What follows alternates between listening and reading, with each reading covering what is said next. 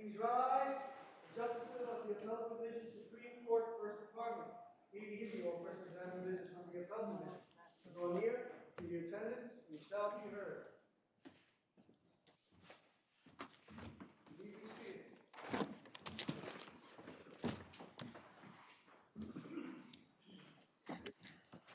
Good afternoon and welcome to the Appellate Division, First Department.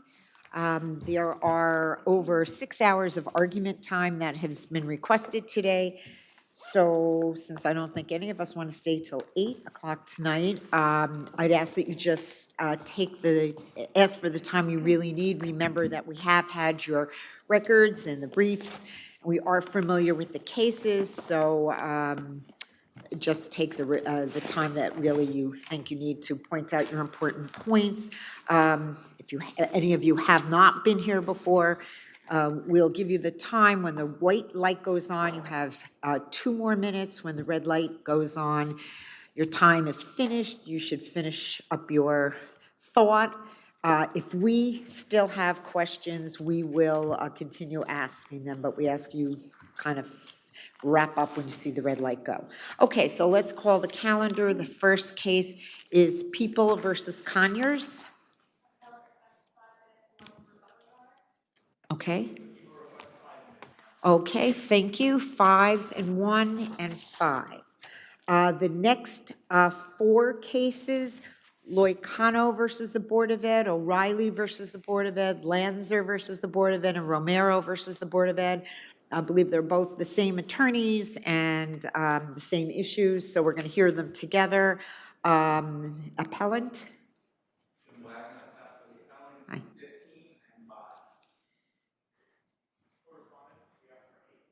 Okay, I'm going to give you 8 and 2 and 8 in for the respondent. If you need additional time, we find that we need additional time, we'll keep you a couple extra minutes, no problem.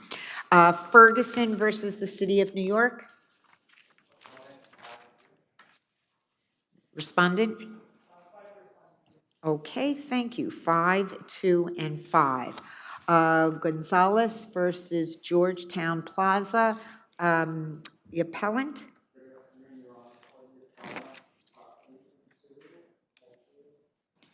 And we have 2 different respondents here today. The owner respondents, I guess the landlord, Matheswaran. Respondents, 4 and okay, so I'm going to do 5 and 2 and 4 and 4. If anybody needs more, we'll go by that. People versus Herbert Williams.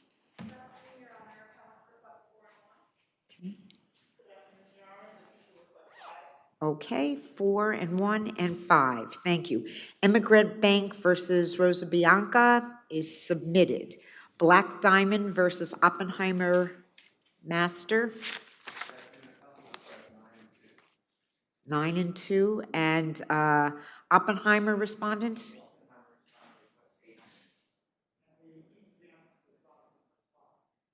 And you said, what?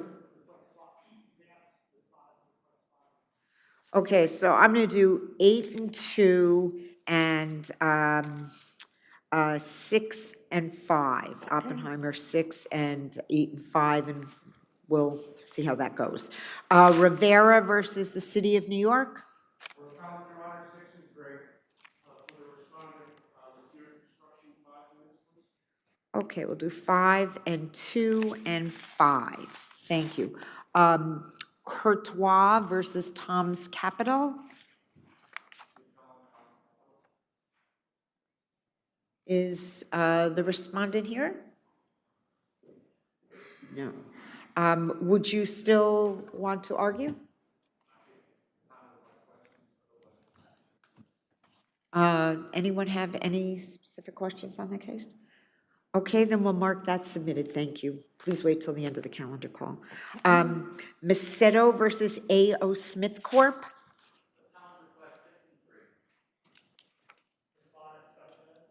Okay, we're going to do 5 and 2 and 5 on that one.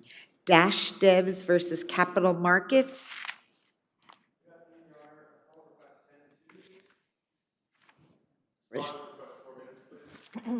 Okay, I'll do 6 and 2 and 4 for the respondent.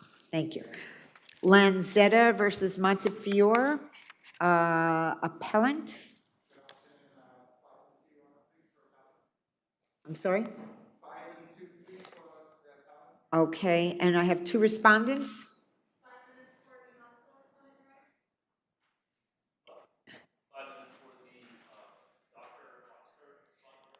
Okay, I'm going to give 5 and 2 for the appellant and 4 and 4 for each respondent, okay? People versus Dilligard. Submitted. Cole versus Loma Negra Campagna. Okay, and respondent? Okay, we'll do 7, 2, and 7. 361 Broadway versus Foundations Group is submitted, and Walsh versus West Gramercy is submitted. Thank you. That concludes the call of the calendar, and the first case for argument is People versus Arnold Conyers. Attorneys, please step up.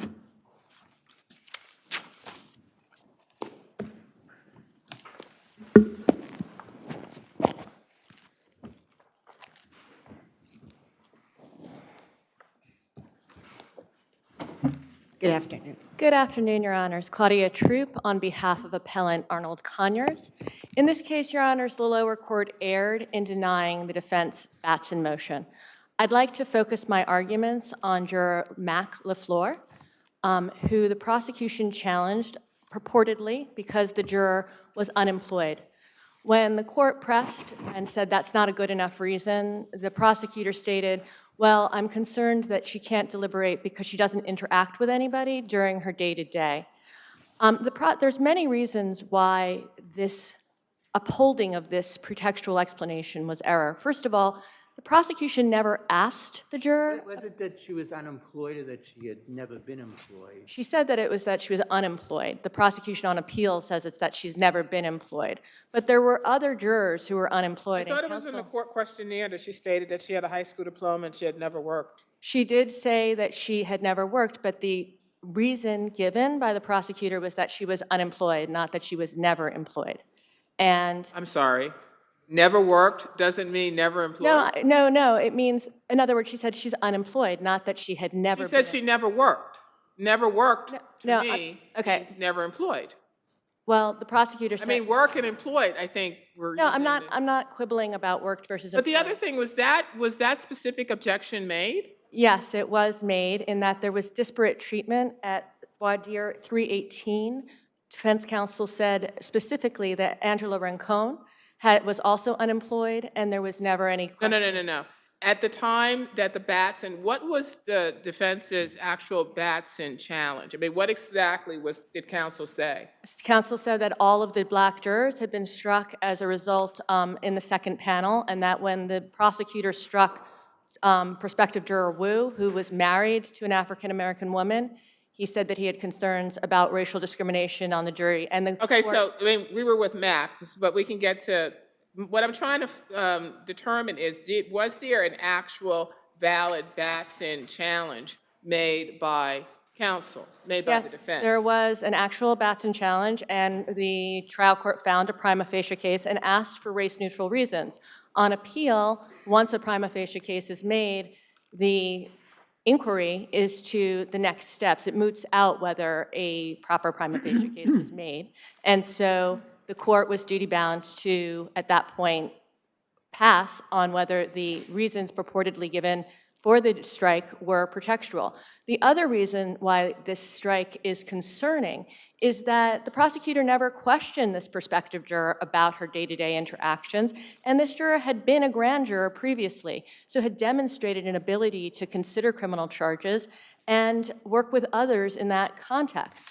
So, and this was not the only juror who counsel challenged, had been discriminated against. There was also Mr. West, who also was challenged, and because of his purported helping profession, but as counsel also pointed out again, there were other jurors on the. But excuse me, with Mr. West, wasn't there a concern, or he expressed a concern about racial profiling? He did. Could that be a race-neutiral explanation? That was the explanation that the court offered up as a potential reason, but what the prosecutor said originally was that he was in a helping profession, a sympathetic profession, and when the court offered up that as a potential area of concern, the prosecutor then agreed with that, but that was not the reason that the prosecutor initially gave for the strike. In reviewing the Batson challenge, so you're making the point that the court saw something which the prosecutor, if something is readily apparent, in other words, the fact that a juror says he's been the victim of racial profiling,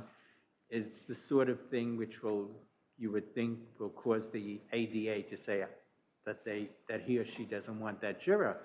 If that's readily apparent on the record, is that something we can consider in considering your appeal because the prosecutor didn't happen to mention that? I would argue no, that you can't, because the issue that you have to decide on appeal is the prosecutor's actual reason for exercising these challenges. And if the prosecutor didn't voice a reason, but it's apparent on appeal, then it's really not part of the explanation that was given that should be a basis for supporting the denial of the Batson challenge here. So the flip side to that is that if a juror said something that was would be seen to be discriminatory as to the defendant, and we were dealing with a reverse Batson, if the court recognized it, but the defense counsel did not recognize it or did not challenge it, then you would say that the court should not state anything or should not bring it to their attention of the litigants of the defense. Yes, I think the same rules apply across Really? the board. Yeah, and in this context, So there's no obligation on the part of the, so during jury selection, then during voir dire, the judge should just remain moot throughout and just have the attorneys question without any interplay or interactions with the attorneys. No, that's not my position. My position is that the court certainly can question the reasons given by the prosecutor or the defense attorney who's ever accused of the discriminatory challenge. But what the court shouldn't do, and what happened here, is the court shouldn't suggest alternative reasons to the parties. Well, okay.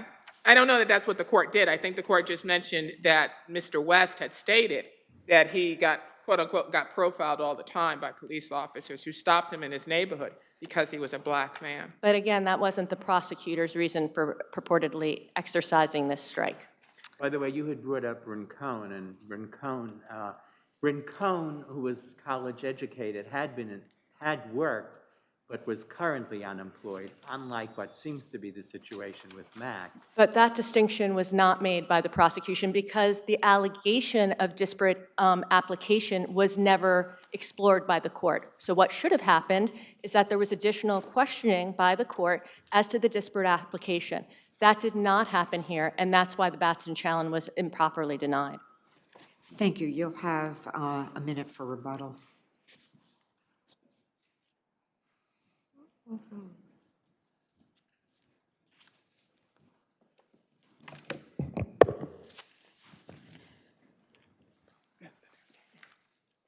Good afternoon, Your Honors. Samuel Goldfein for the people.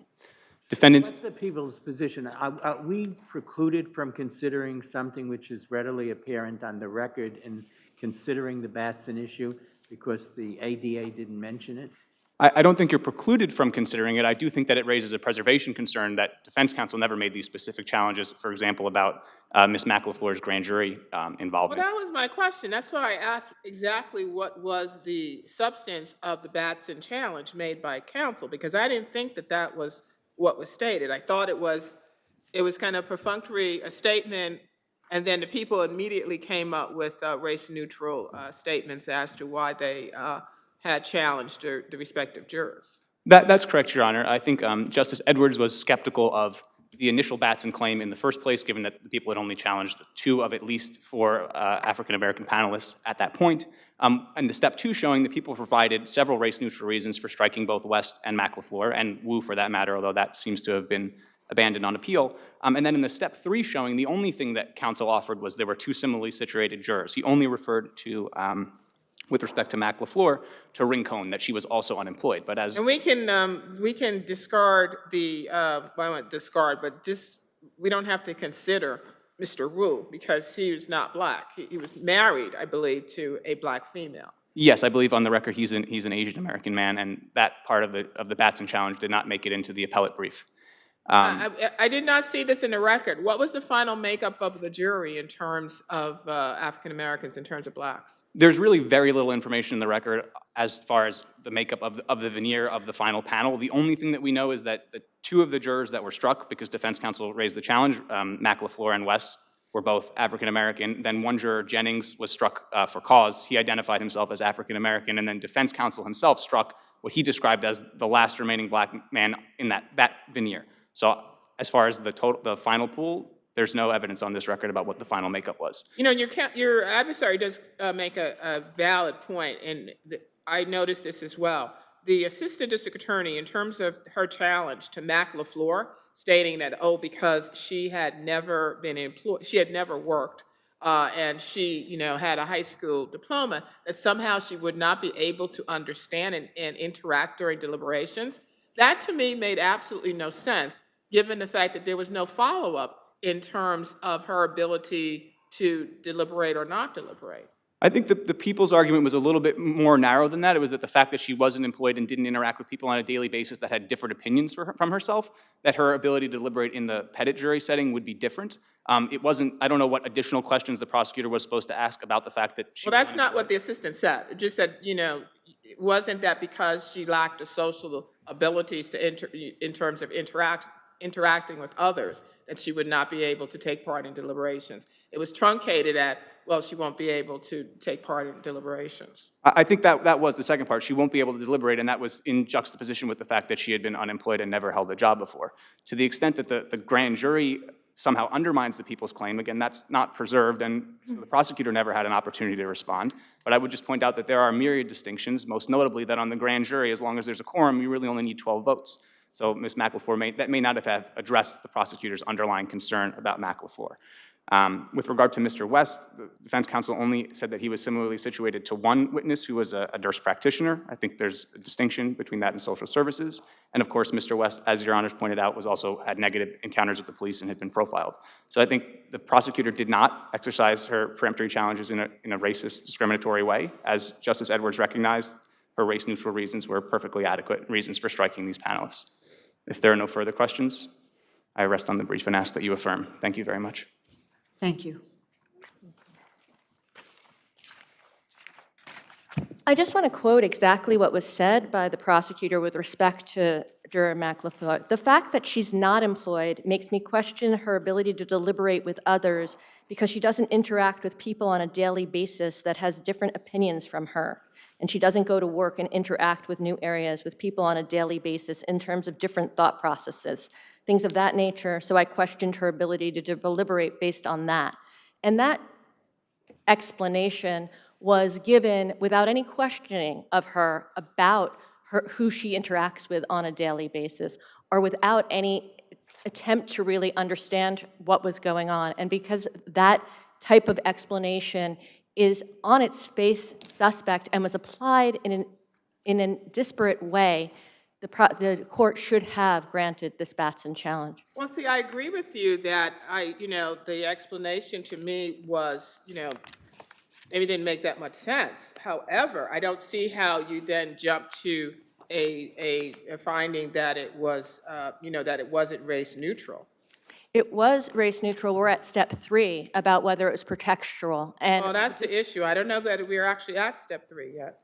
well, once the prosecution gives a purportedly race neutral reason, we automatically go to step 3 in a Batson inquiry. And where there's disparate application of a purportedly race neutral reason, it raises an implication of discrimination, which was not rebutted here. Okay, so at the point that the prosecutor made that statement, what, if anything, did the defense attorney say? The defense attorney said there's a disparate application at page 318 of the voir dire, and that other people who were unemployed had not been challenged. Okay, thank you very much, Thank you. both of you. Okay, the 4 related cases against the Board of Education.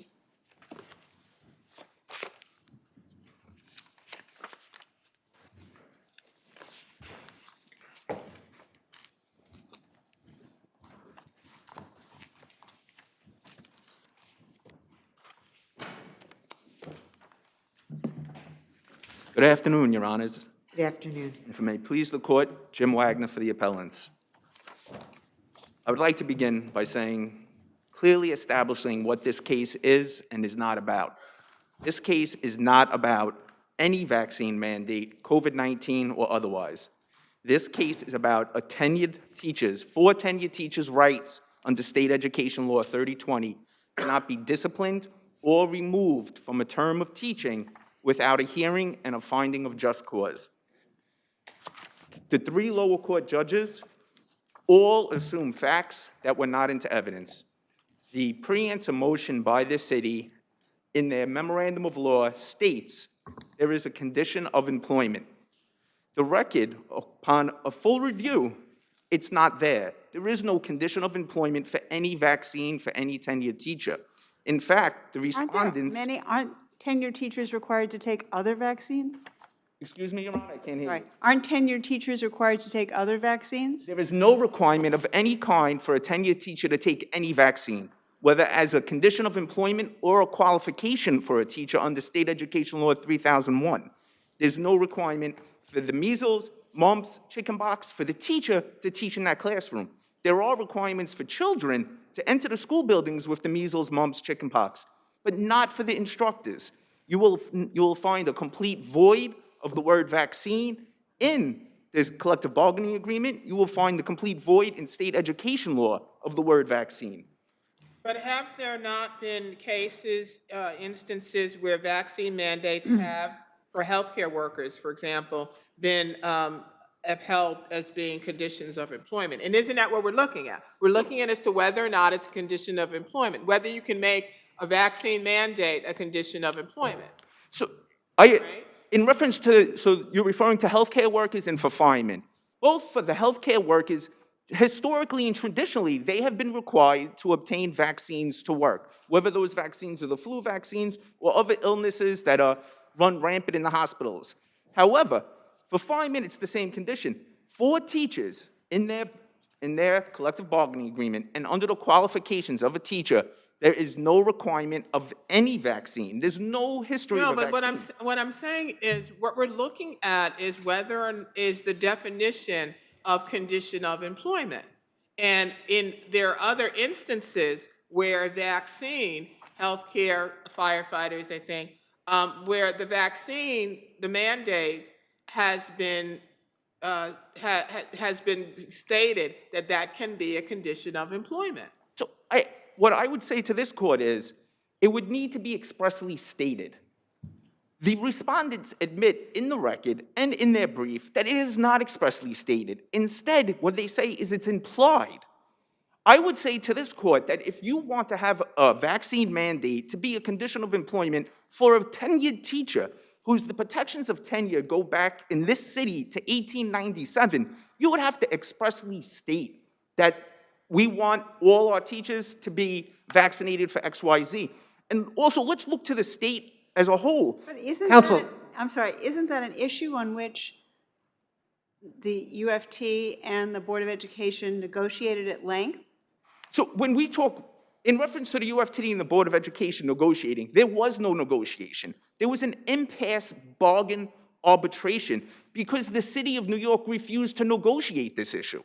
The UFT was left with no option but to go to an impact arbitration. Right, that's the whole point. So there was an attempt at negotiations, the negotiations fell through, and then based upon the statute, they now had to go to the arbitrator. So let's take, agreed, and the judge, you just qualified it perfectly. You said there was an attempt at negotiations. There wasn't an attempt at negotiations. The city refused to negotiate this issue.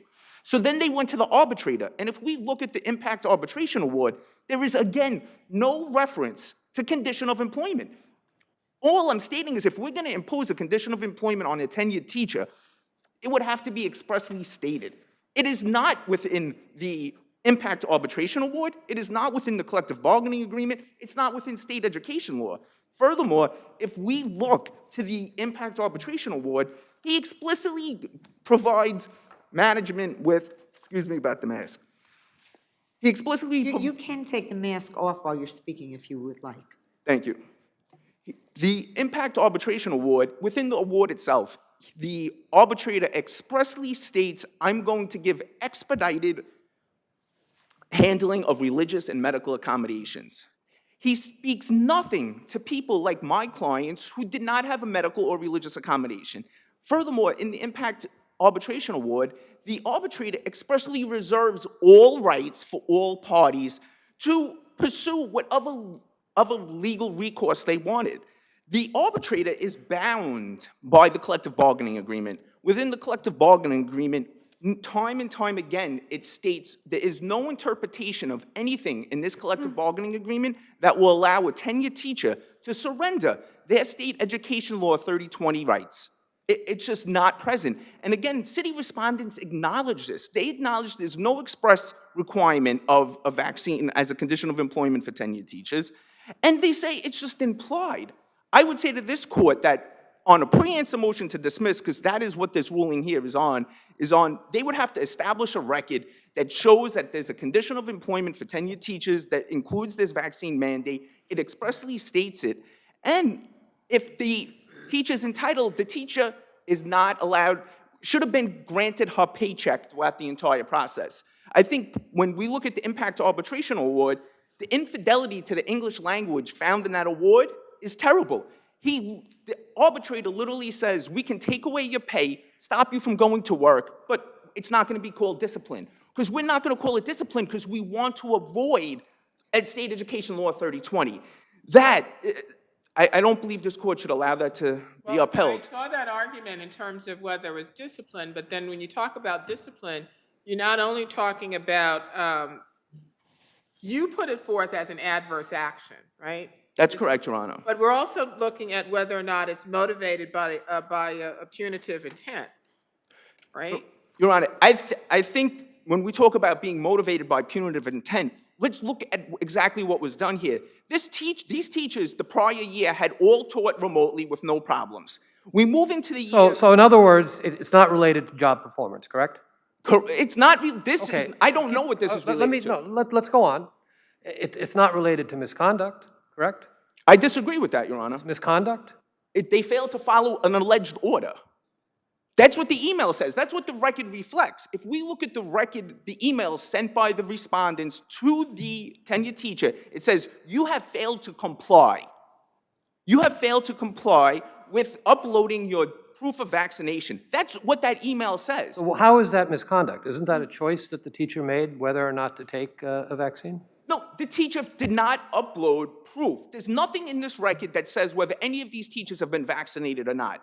What's in the record is my teacher failed to upload proof of a vaccine card to respondent's system. May I continue? Well, is there anything else, or do you want? Just along that train of thought, I'll give you another minute, okay?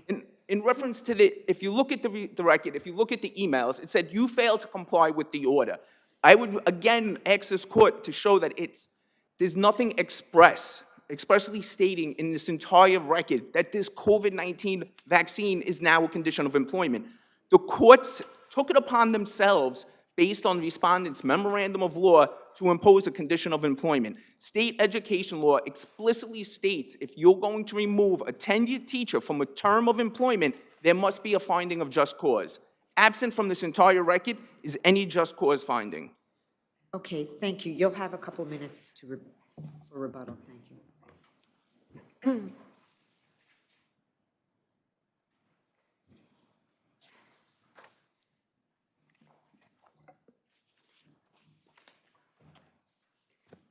Could you address the point, I'm sorry, just after, sorry. Thank you. Good afternoon, Your Honors. Jesse Townsend for the respondents. Please, Justice Gessler. Could you please address the point made by counsel that in order to make this a condition of employment, more had to be done than was done in this situation? Certainly, Justice Gessler. We disagree that it's implied. It is express. I'm looking at the O'Reilly record. I know there are records for each appeal.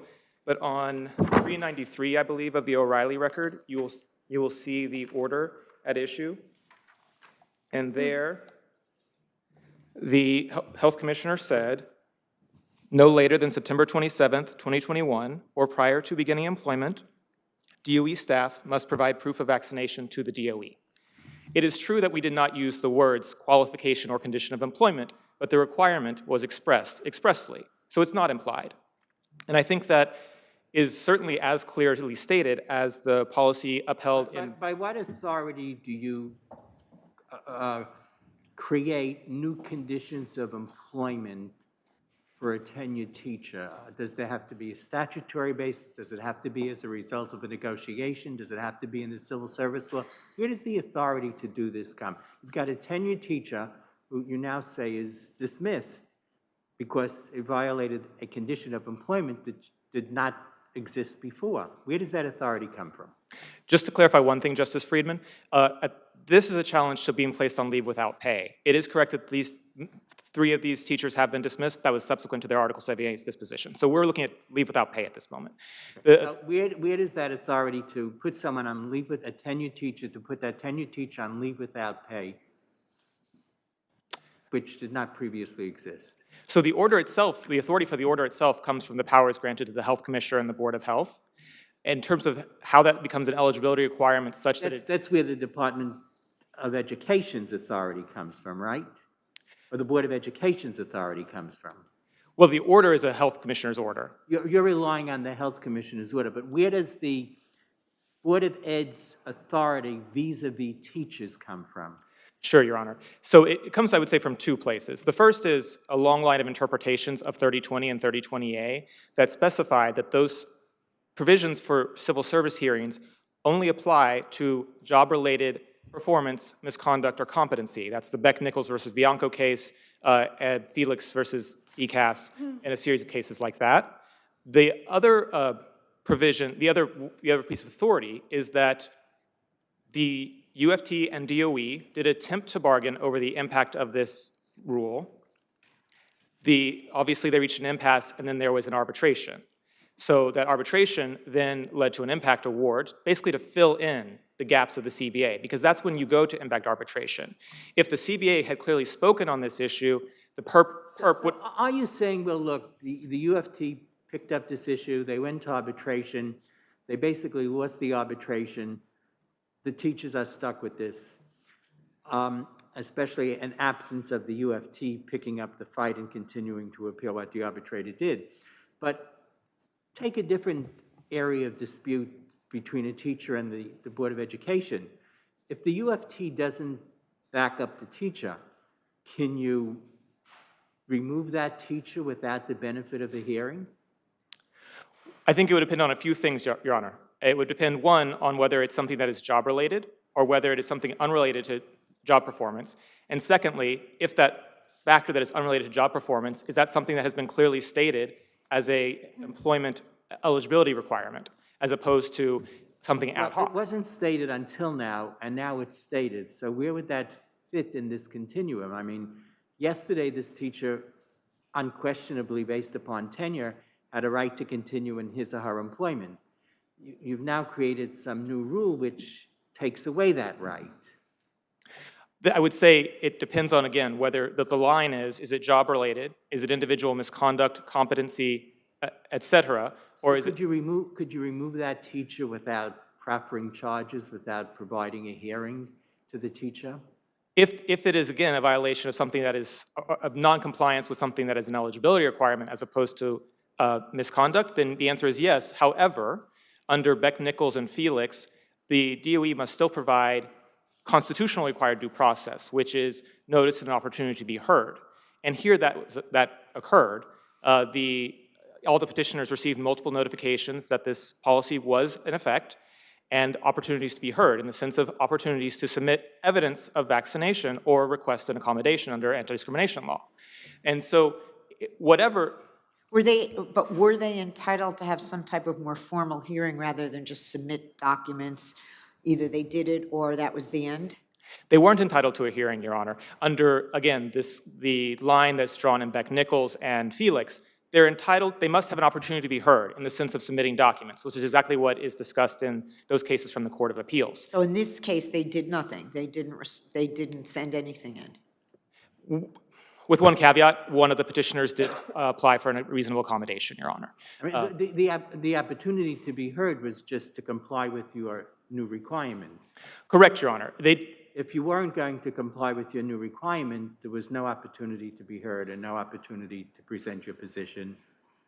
That's right, Your Honor, because the opportunity to be heard, it's all part of what processes do to minimize the risk of an erroneous deprivation of this person's interest in her job. There's no abstract entitlement to But basically, it sounds like either comply or you're out. There's no hearing. There's not going to be any further discussion. It's either comply or get a medical exemption or a religious exemption, or you're out, and there's not going to be any further consideration. There'll be further consideration if you're claiming an exemption, but if you're not claiming an exemption, if you just want to say you're not getting vaccinated, you're not going to be heard. There's nothing to be heard in that instance, Your Honor. There's no factual dispute, and there's no abstract right to have a hearing just to express one's disagreement with policy. But I thought the whole point was that the UFT did attempt to represent, attempted to represent their grievances at the arbitration.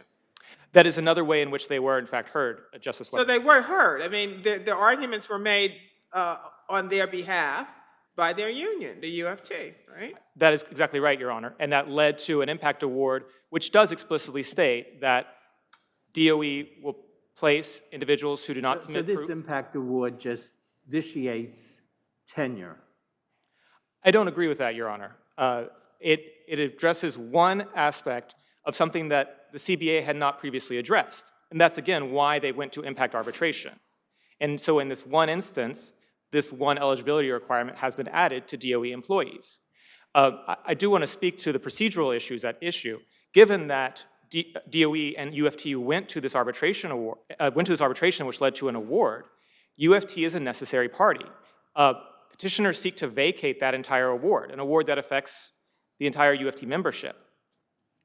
There's no way to say that that is not something that could inequitably affect the UFT and its members if they were successful in obtaining that relief. But in other situations, the fact that the UFT doesn't step in on behalf of a teacher doesn't mean that you could just dismiss the teacher without further consideration and hearings. Again, Your Honor, I agree with that if what we're talking about is something related to job performance. If the teacher is just left by her union when disputing whether she used corporal punishment in the classroom, then that is job-related. And so regardless whether her union steps in or not, she has various rights under 3020. Someone who uses corporal punishment against a student will have a hearing. Someone who gets a tenured teacher who gets dismissed for not taking the vaccine does not have a hearing. Because again, it's not about, it's a eligibility requirement added that has nothing to do with individual job-related performance, which is the line drawn consistently by both the Court of Appeals and the First Department and the Fourth Department in a line of cases on this issue. If I may, Your Honors, I just want to make sure the panel's aware that tomorrow, a different... We are aware there are Okay. four more of these cases on. Exactly, Your Honors. You know that. Thank you. Okay.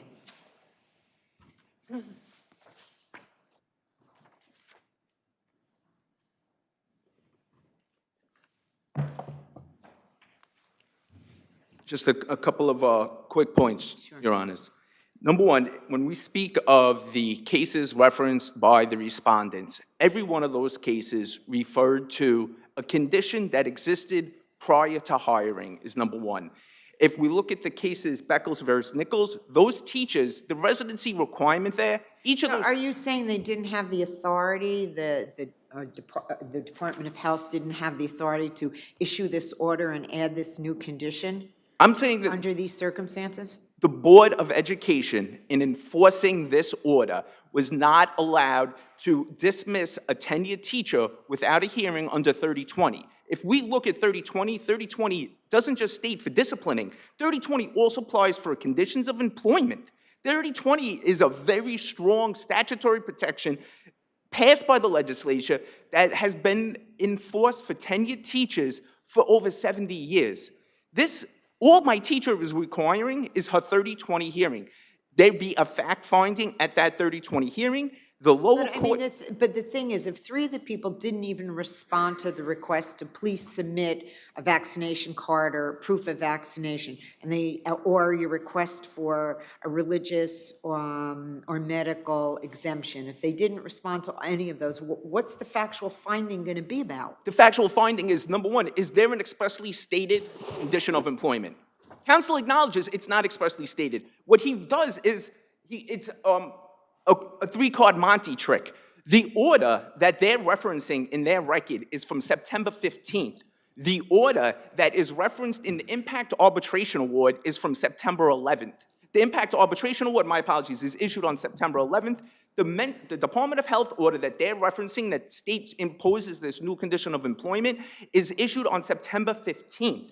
My client, entire Impact Arbitration Award is not even referenced. This entire case is not even about the award from, the order of the Department of Health that's being referenced. Furthermore, that Department of Health order, if we put a close reading to it, all it says is if you're not vaccinated, you cannot go into a DOE building. We know that teachers taught the previous year without ever entering a DOE building. So whether my teacher was vaccinated or not, she could have continued her employment, she could have maintained the job. But that's not how the school was functioning in September 2021. They were back to being in class. That's right. That's right. My teachers started their term of employment. 3020 states explicitly, no teacher shall be removed from a term of employment. In September 2020, my teacher started her 21. She started her term of employment. She went through to October till they shut the door and said, you're not allowed in this building anymore, without giving her a 3020 hearing.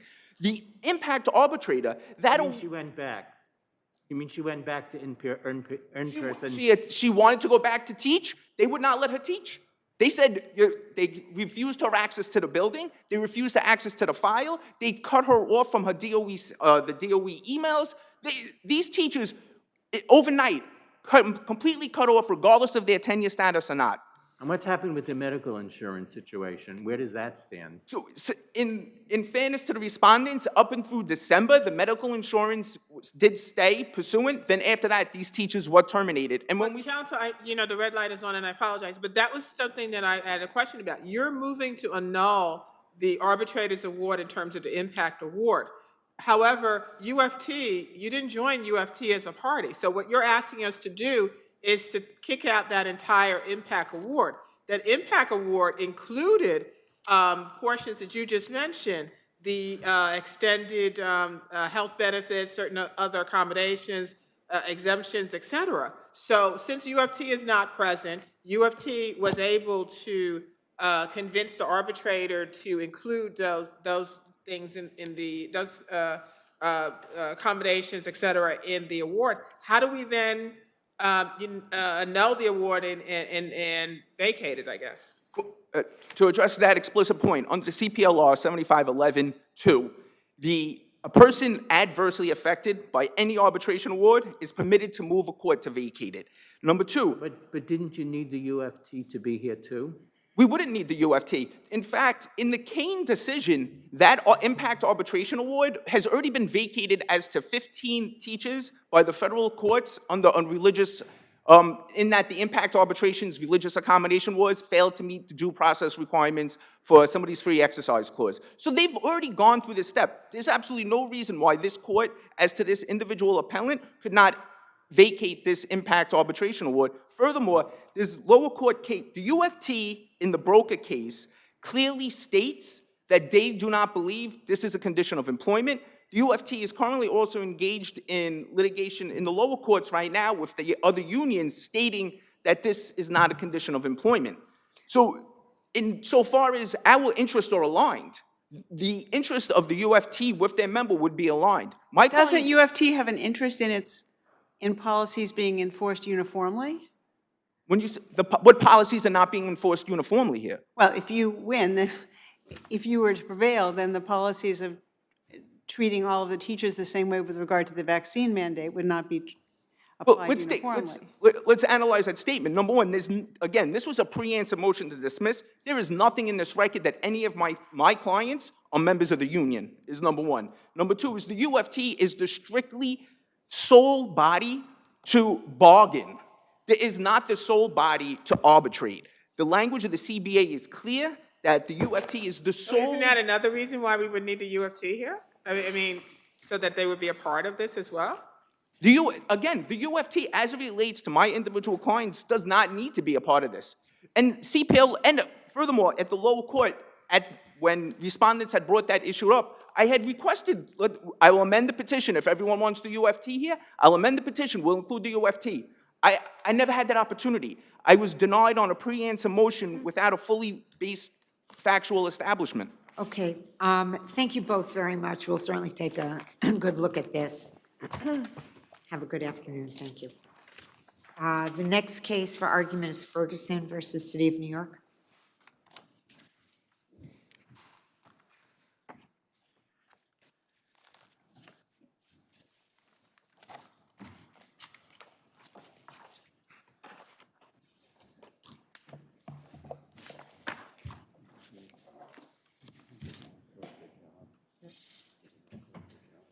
Good afternoon, Your Honors, and may it please the Court. My name is Travis Wong, representing the appellant from William Schweitzer and Associates. The motion court erred in granting the city's motion for summary judgment for two reasons. First, the court erred in granting the city's motion without requiring the city to meet its prima facie burden on the issue of constructive notice. Defendants argue that they didn't need to meet this burden because the climatological data shows that prior to the accident... What was the constructive notice to the city that this tunnel, the area, the walkway, iced up, or that there was ice at the time? Well, Your Honor, the city didn't show that they did not have constructive notice. They didn't show that they had inspected, they didn't provide a date that they had inspected the area. So it's your position that the city has to inspect every location like this throughout the city? Doesn't that seem unreasonable? Well, the city has the burden to demonstrate that it did inspect it at some time prior. Why wouldn't the climate maps be sufficient to show that? Because the case law demonstrates that it is absolutely required. So you have a case that says the city under these circumstances is to make these kinds of inspections? There are no cases that where the city has won on summary judgment based solely on the temperature. And there are cases in the briefs. I do not remember them by name right now. Why do we even need that when your client testified that when she walked in the walkway, there was no ice a couple of days before? She testified she didn't know if anyone had ever made any complaints to the city concerning any icy buildup on the walkway. And the city, says we never received anything. So I'm not understanding again, but for your argument that, the city would have to inspect every tunnel, or every walkway. Well, the city does have a duty to periodically inspect these walkways and tunnels. And the fact that, For ice? yes, because they have a duty. So here, this is October 26th, so the city should go and inspect all the walkways for ice? Well, after a snowstorm, there was a storm on the 9th. There was snow on the ground, and But your 5 days. client testified that 4 days before, she didn't see any ice. So obviously what was occurring, and the maps corroborate that the temperature was wildly fluctuating, and there was ice at times, and there wasn't ice at times. I would disagree and say it wasn't wildly fluctuating. I believe the highest temperature was in the 40s during the week after the storm, and there was still snow on the ground.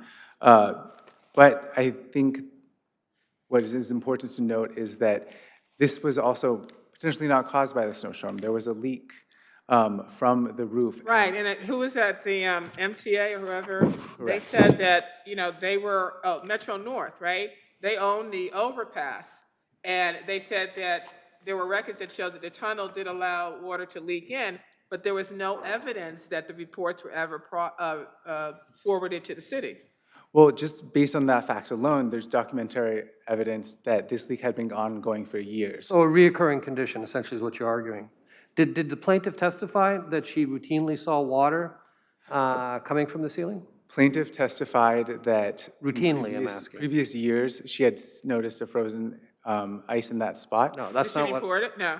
She also Did she see water coming from the ceiling? Did she routinely see water coming from the ceiling in the prior years when she walked? not routinely, but she did take photos, which are admitted into evidence, which show icicles had formed. And based on that alone, a jury could infer that this had been a reoccurring condition. Based on just the icicles? The icicles, how they had formed. But she said that that was after. She said that after the accident, she noticed water leaking from the roof onto the walls, as well as icicles hanging from the ceiling. Metro North said, yes, that there were leaks, but again, this was not reported to the city. So again, we have nothing showing that there was any notice to the city regarding this leaking condition or this recurring condition of, icy walkway. I mean, even with years of having this water come, the city should have known and should have inspected that water was forming on this area and would freeze. I see icicles all the time in New York City after it's been snowing. And I've actually seen ice, those icicles on that particular tunnel also after it snowed. But that doesn't mean that there's ice on the walkway. Yes. All right. Thank you, Your Honors. All right, you can answer that or whatever on rebuttal, okay? Okay. Let me think about it.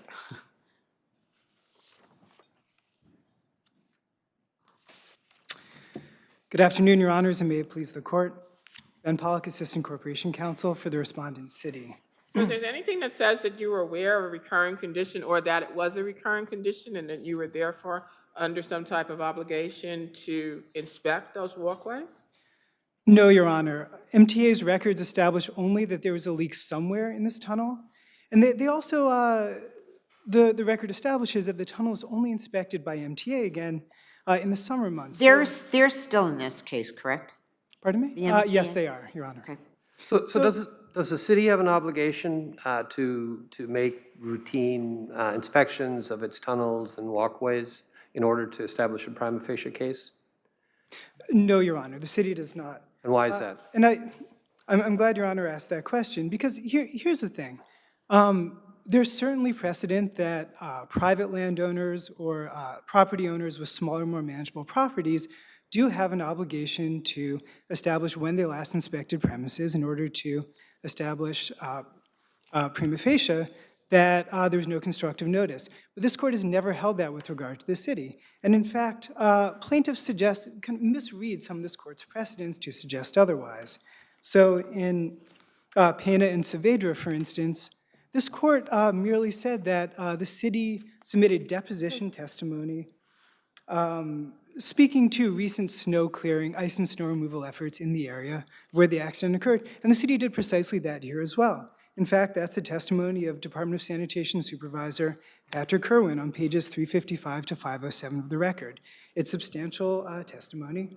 But as Your Honors observed before, the city controls miles and miles of sidewalks. So unlike a private property owner, that would just impose crushing liability and a burden that the city could never meet. The city could never establish lack of constructive notice and be hailed into trial every single time one of these cases occurred. And my adversary cites cases to the contrary that are simply not apposite. In Marizita, for instance, a second department case that plaintiff cites, the second department found that the Department of Education needed to submit inspection records. But of course, the DOE is a very different entity that controls far smaller amount of property. And this really comes down to common sense, of course, because you have teachers, you have custodial staff, you have groundskeepers, you have a whole range of staff passing through the actual property. But here, the really important fact is that even if the city had stationed someone on every block and had inspected this precise area the day before the fall occurred, it's purely speculative in light of the climatological data establishing that temperatures fluctuated above and below freezing in the 3 days before the accident to assume that even a dedicated inspector would have found any ice in this specific location. And again, that is what is required for constructive notice. And there was no evidence that the MTA, that you provided you with any notice of the fact that there might have been a recurring or a dripping condition in that particular tunnel. That's absolutely correct, Your Honor. There's no evidence whatsoever that these records were ever provided to the city. Everyone questioned, said that they were unaware of any such exchange of information. And even there, of course, what's required is constructive notice of the specific ice condition. But those records just provide evidence of some kind of wetness and leaks somewhere in this underpass. They don't even provide evidence that that MTA was aware of exactly where the leak occurred, or at least the records don't reveal exactly where it occurred. And that's what we really need here under the Court of Appeals precedent in Salazar versus New York City Transit Authority. And we also cite the second department's case, Cruz versus Rampersad, where even where water was flowing down a driveway, landowners were aware that water was flowing down a driveway and pooling a specific location was not enough to establish constructive notice of the specific icy condition, because it's well settled that the general awareness that an area might become wet or a general area might become wet, and the common sense awareness that water freezes and becomes ice is insufficient to establish constructive notice of a specific icy condition. Here, plaintiff doesn't even have that. So if there are no further questions, we would ask that this court affirm. Thank you. Thank you very much.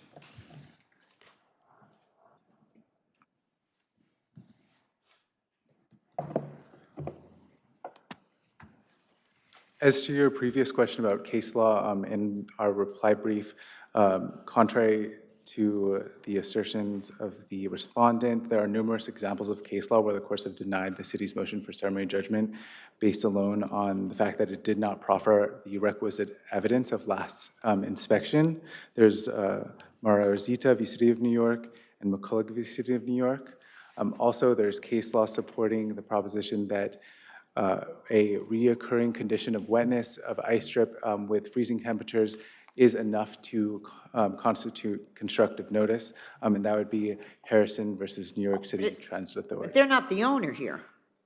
The city's not the owner. The city's not the owner, but the city did admit in testimony that it was responsible for cleaning these tunnels and was responsible for removing snow and ice.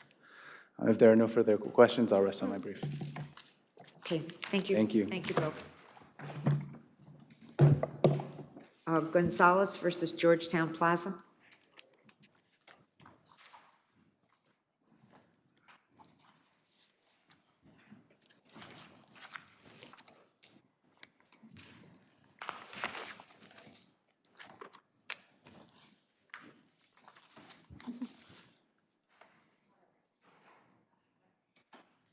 I have one appellant and two respondents. So the first one sit at the table and the second one sit back there, and the appellant over here.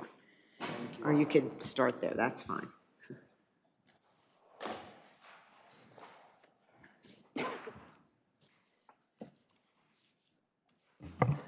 Good afternoon. Vernon and Ginsberg by Yoram Salagi for the appellants. It's a privilege and honor to argue before this court. This is an action for negligence against a condominium, their managing agent, and their unit owner based on a burglary that occurred in the appellant's apartment on August 31. So counsel, let's start with the unit owner. Sure. What evidence is there in the record that they were aware of criminal activity or prior criminal activity at the building? Your Honor, there is no evidence that they were personally aware of prior criminal activity. The reason we claimed against them is because we believe there's strict liability by a landlord to a tenant for the safety in the apartment. So if we're fortunate enough to get the case reversed, the unit owners should be liable, and they have a cross-claim against the condominium and their managing Counsel, where agent. does the strict sorry. So they should be allowed to recover against the condominium. Where does this strict liability come from? It's Park West v. Mitchell. It's warranty of habitability. What does this have to do with warranty of habitability? This is a criminal activity in the apartment. Yes, Your Honor, but we also have a claim for breach of warranty of habitability, which goes to the safety issue in the apartment. But are you claiming also that that your client's behavior had no role in what happened since they chose not to secure the deadbolt? Exact. And you're stating that there's strict liability no matter what your clients do?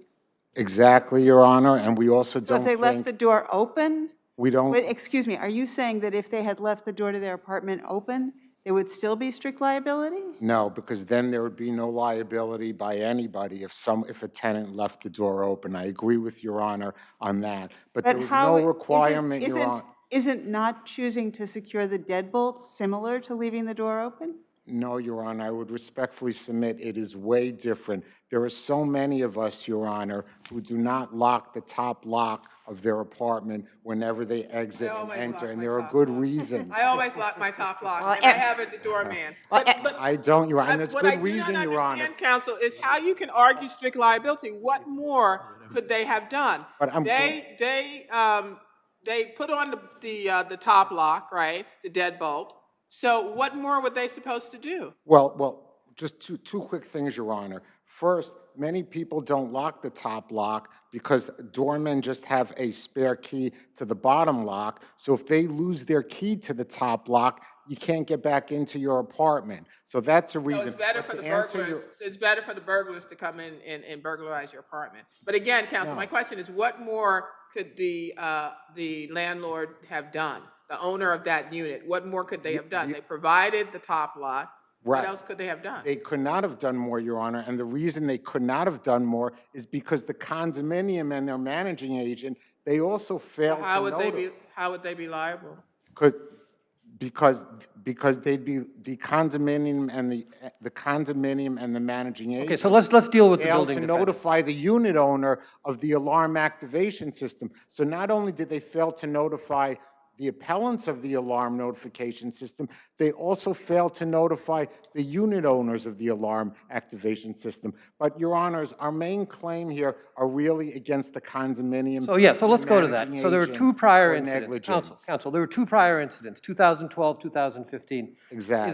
Is that sufficient to raise an issue of fact with respect to the building defendants being on notice of prior criminal activity? Yes, Your Honor, because the condominium managing agent's own expert, Donald Green, a former special agent at the FBI and captain in the U.S. Marine Corps, stated in his report that not only were there two similar burglaries in the condominium in 2003 and 2012, but there were shared 6 common factors in those two burglaries as the one in the case at bar. So here you have 24-hour staff, security cameras, you have this key track system, you have double, triple locks for the apartments. What more could the building owners do? Well, first, Your Honor, the managing agent admitted that the key track system was replaced about a year after the burglary because it was old and not working properly. Second, Your Honor. But your clients didn't avail themselves to the key track system, correct? I'm sorry. Your clients did not avail themselves to the system. No, they were in the key track system were they? for that, Okay. for their lock. Oppose The the main current thing they event- could have done. Oppose the current events evidence of negligence?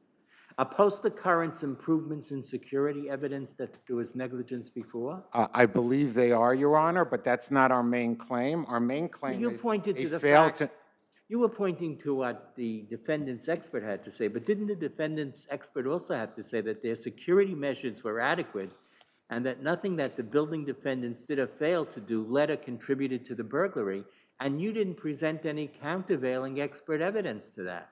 Because, Your Honor, respectfully, we didn't have to because the negligence was so blatant with respect to the alarm notification system. How can one have an alarm notification system where if a tenant goes away on vacation, they can tell the doorman that the alarm system should be turned on, where if someone enters or exits the apartment while they're gone, a doorman would be notified on his panel and could call the police and have someone arrested. Here, it's undisputed that they did not notify the tenants of this alarm notification system. That's pure negligence. This whole burglary of their apartment could have easily been avoided if the condominium and the managing agent... Was information about this system available on the website of the building? No, Your Honor, they are claiming that in a newsletter that they allegedly sent to tenants in the building, and it's important to point out, in the newsletter, there's a section called security in the newsletter, and in that section, there is nothing about an alarm notification system. Okay, counsel, you've gone way over time. Let's listen to the respondents, and Thank you'll have a couple of minutes to, Thank you for for hearing. rebuttal. Thank you.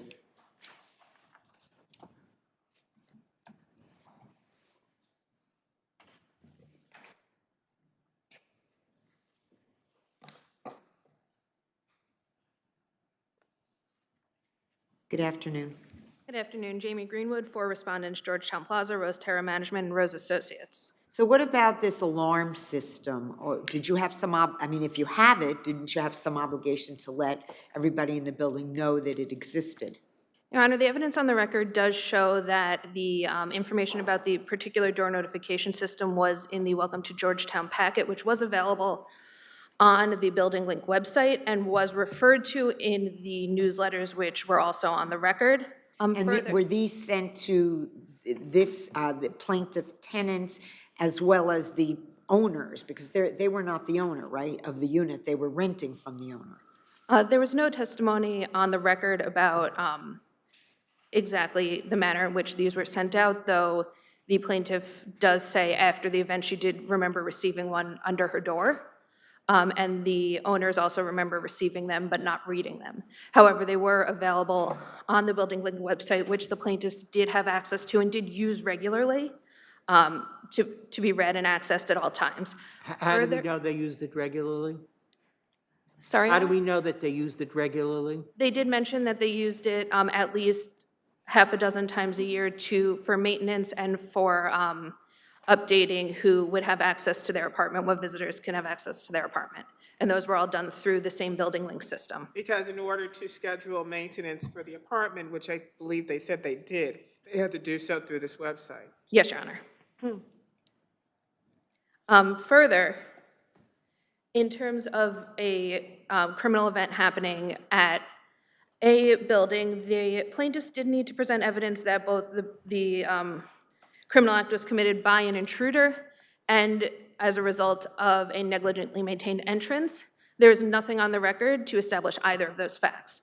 First, even by plaintiff's own contention, they state that it was not an intruder, even though there is no evidence as to who or how the burglary was committed. Well, plaintiffs alleged, right, that it was a quote-unquote inside job. Correct. So by definition. So they alleged that it had to have been someone who employed by the building.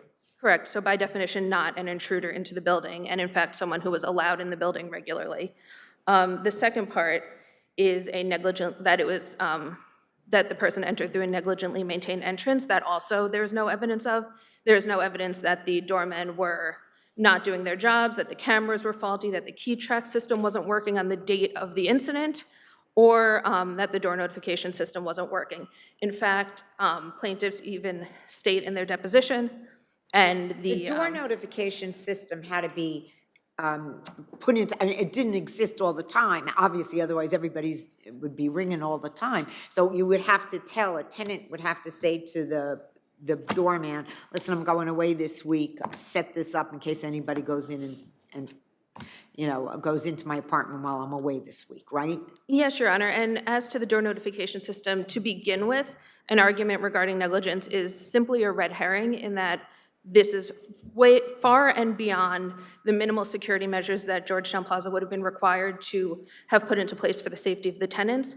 And even if the court were to find that Georgetown Plaza should have informed the tenants, case law from the Court of Appeals does state that not complying with measures above and beyond the requirements to surpass duty is not negligence, is not evidence of negligence. Well, if you had the door notification system and they did use it, and you know, the doorman or whatever saw it triggered it, you know, and they didn't do anything, would the building not be liable? According to cases such as Gilson v. Metropolitan Opera and Pink v. Rome Youth Hockey Association, the Court of Appeals has held that not complying with internal policies regarding exceeding the minimal security standards would not be negligence, would not be necessarily negligence. And in this case in particular, any argument that the door notification system would have prevented this burglary is purely speculative and has no basis on the record, and therefore the court should affirm. Thank you. Thank you very much. I will hear from your correspondent.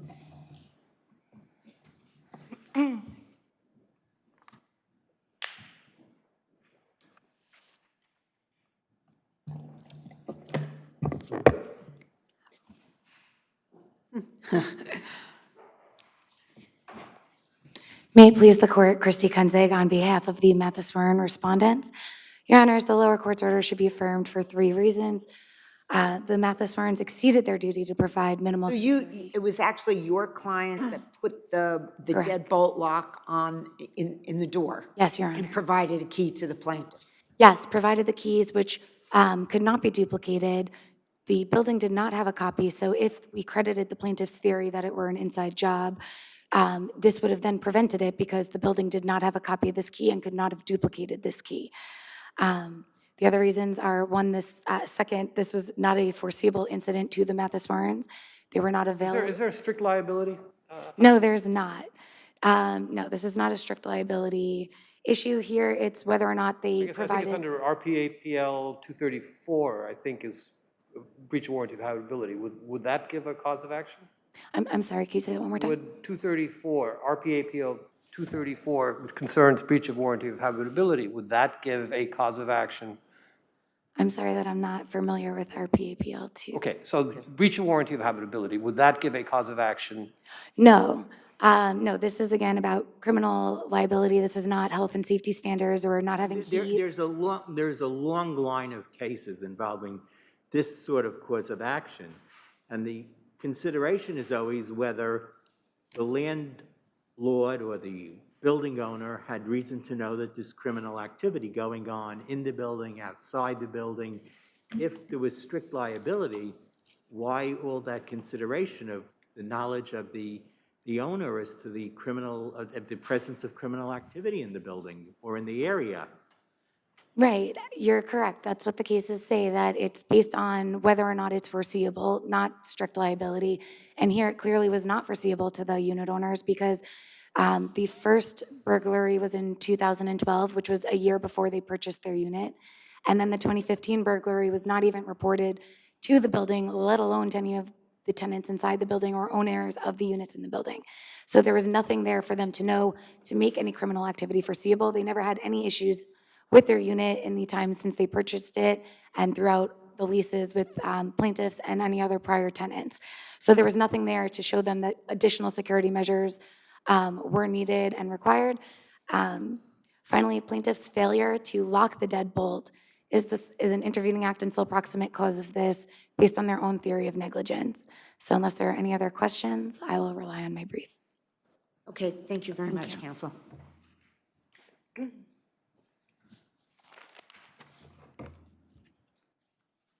Thank you. I just want to clear up this important issue of what was stated in the newsletter about the alarm activation system. My colleague for the condominium has made an unintentional error. She stated that the newsletter advised the tenants about the alarm activation system. It did not. What it specifically stated, as I stated earlier, there's a heading for security. In the newsletter, there was nothing about the alarm activation system in that section. There's a separate section in the newsletter entitled, quote, "Welcome to Georgetown Plaza." And then it says you can download it by going to the Building Link Library and doing a text search on, quote, "Welcome to Georgetown Plaza," quote. Now, just to be realistic, Your Honors, we all lead busy lives. Ms. Gonzalez, one of the appellants here, was the former communications director for Michelle Obama. She had a high position at Estee Lauder. She's not going to be doing text searches on some link library for a condominium when she's not even notified that she's got to be looking for an alarm activation system. And that's not only her, if the tenant was a cab driver. Why not? Okay, I understand she's busy, but why not lock the deadbolt? As your colleague pointed out, had that been done, if it was an inside job, nobody could have come in. Because she had no knowledge that there was any risk of a burglary in the building. She had no notice of prior burglaries. So many of us don't lock all the locks. She's going on vacation, I think, for 2 weeks, and you don't lock the top lock? No, but even so, by the way, Your Honor, it was an illegal lock that the unit owners installed. They weren't supposed to install that lock on the apartment at all. Well, it didn't matter because she didn't use it. I know, but I'm just pointing But counsel, what about your adversary's argument that in terms of the alarm system, because the building went above and beyond, that under the court of cases from the Court of Appeals, that they can't be held, they would not be able to held liable even if the system, because the system didn't work or you did not avail yourself of the system? I respectfully disagree with my colleague. The cases say that one has to do what's reasonable under the circumstances. So there are cases that say for example, this court held when a landlord installed an alarm system for a jewelry store and failed to activate it, then that was an issue of fact whether they were negligent, and a jury should have been allowed to determine that. In this case, the justice who decided the case didn't even allow us to go before a jury to determine if what the landlord did was reasonable. Okay, so I would respectfully submit that the summary judgment ruling should be reversed. So you. many thanks for hearing. I guess we've all learned that it's a good idea to lock the top lock. I lock it when I go down to the laundry room because I learned my lesson. Any event. But if you forget your key, then you have to call a locksmith. well, You can be locked out for hours, Your Honor. Thank you.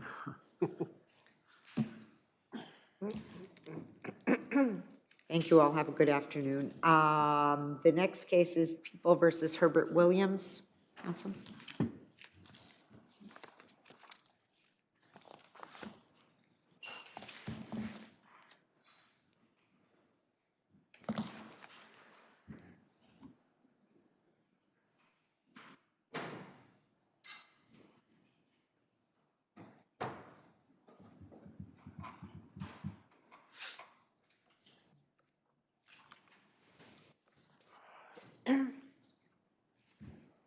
May it please the court, Alma Gonzalez for Mr. Williams. The lower court erred in assessing 15 points under SORA factor 11, and that error is dispositive in this case. Without those points, Mr. Williams is correctly within the level 2 range. Well, so there was evidence that the defendant had been using marijuana for weekly for like 10 years. And also that there had been several convictions for possession of marijuana. Our case law doesn't support the finding that that would be enough for an abuse of drugs so as to constitute the 15 points? It does not, Your Honor, and we refer specifically to this court's decision in People versus Vice, which is really materially indistinguishable from this case. Going to the specific facts that Your Honor pointed to, in Baez, the registrant there had admitted to also using marijuana since the age of about 15, so about the same time span as Mr. Williams. And he also, in that case, had 3 criminal possession of a controlled substance convictions that were also from pretty much a long time ago. I believe the misdemeanors in this case were from 2 decades ago, and that did not prevent this court from reducing or removing those points, rather. And what's materially, I guess, distinguishable from Baez and supportive of no points here is that in Baez, there was no clear assessment about the need of the registrant to actually go to drug treatment or not, which would be evidence to substance abuse. Here we have specifically a screening test done by docs that is routinely relied on by this court, and they found that he did not have a need for... He did have a referral to a drug treatment program while incarcerated, did he not? He did, and that really was unexplained and is contradictory to Dox's own statement that Dox's own assessment that he did not need that referral. So what we really have here is just a statement, an admission from Mr. Williams that he used marijuana weekly up until a certain point, and really nothing else to support an excessive use of marijuana. How would you address... Let her go first. Counsel, how would you address the statement by the motion court that defendant acknowledged a history of marijuana abuse during his doc's intake interview? I believe that statement came from the case summary, but we have the documents that is relied upon by the board to create the case summary, and Mr. Williams' only statement in those documents was in, I believe, the PSR, which is created by probation. He said that he used marijuana weekly, and from that, the probation department said, well, he may benefit from drug treatment, so that's why that was said to docs. Docs did their assessment, and they found he actually doesn't need this treatment. So is it your position that the statement in the motion court's decision that defendant acknowledged a history of marijuana abuse during his doc's intake interview is not actually supported by any firsthand evidence in the record? Correct, Your Honor, yes. And you know, the rest of the evidence here is actually... What is the significance of his having been referred to treatment? Well, that would depend, I guess, Your Honor, on the reason for the referral to treatment. There was no evidence in the record about why docs would make that referral. And, you know, there have been instances where the person is referred to treatment, and this court and other courts have said, well, a simple referral isn't enough. We actually need to know the basis why this person actually needs treatment. Was the defendant referred for treatment? Sorry? In Baez, was the defendant referred for treatment? He was. Actually, it was made a condition of his parole. And even that condition wasn't actually explained by any of the evidence in the record in that case. Okay, you have a minute or so on rebuttal, so we'll hear from the respondent. Thank you, counsel.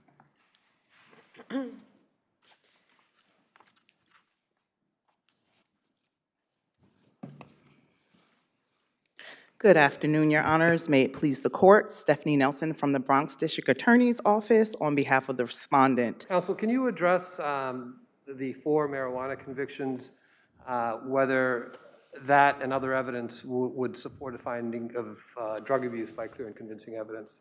Yes, so the 4 convictions paired with the defendant's admission during his pre-sentence investigation interview does prove with clear and convincing evidence that he did have a substance abuse issue. Defense continues to cite to the doc's interview intake, but if you look at the year, it was 2002, defendant was already incarcerated. So when you look at the screenshot of the DOCCS intake, as the defense says, it doesn't collectively incorporate the 11 years prior. Defendant made on the record during his interview a statement saying that I used marijuana on a weekly basis from the age of 16 years old. In the case of Baez, he used for 5 years, and he stated occasionally. Occasionally and weekly are two different things. So my recollection is that the docs form it's self-reporting, right? And it's also a range. I don't remember what the range was, but I think in this instance, the defendant put like the lowest number, like 1 or something like that, in terms of his drug use. So Judge Lieb does a really good job in her decision and notice by distinguishing that. She states that there are two different sections. If you look at page 4 on her decision and notice, she quotes, the 14th question, which asks, have you ever had a drinking or other drug problem, is directed to substance abuse that occurred more than 6 months earlier. Evidence of abstinence during 2010 does not call into question the defendant's substance abuse history from 1997 into 2008. That the assessment that defendant continues to cite to is with the alcohol abuse and substance abuse. Here, the defendant made on the record substance abuse. He had an issue. Moreover, Where in the record did you find that he admitted that he had substance abuse? Yes, he admitted to the Where? DLCCS during his intake interview. But that, we don't have the actual document from the intake interview. We have a summary of that many years later. It's in the case summary by the Board of Examiners. They cited to the DOCC. So they cited to it, but we don't have the underlying document, right? No, we don't. Okay, so And the court, the other question I had was, the only reference I could find to a reason for the referral to drug rehab was a statement in the PSI that he would, quote, probably benefit from drug rehabilitation. Is that clear and convincing evidence that he was abusing drugs? well, it's clear and convincing evidence when the defendant made the admission that he had been using drugs since high school. No, but that's not my question. My question is the referral based on the fact that on the statement that he would probably benefit from drug rehabilitation, does that show a history of drug abuse by itself? Not by itself, Your Honor, but when you look at the case of People v. Schlaw, this court ruled that when a defendant makes an admission to a correctional officer in the attempt of answering questions for an assessment, that 15 points can be properly assessed under SORA Factor 11.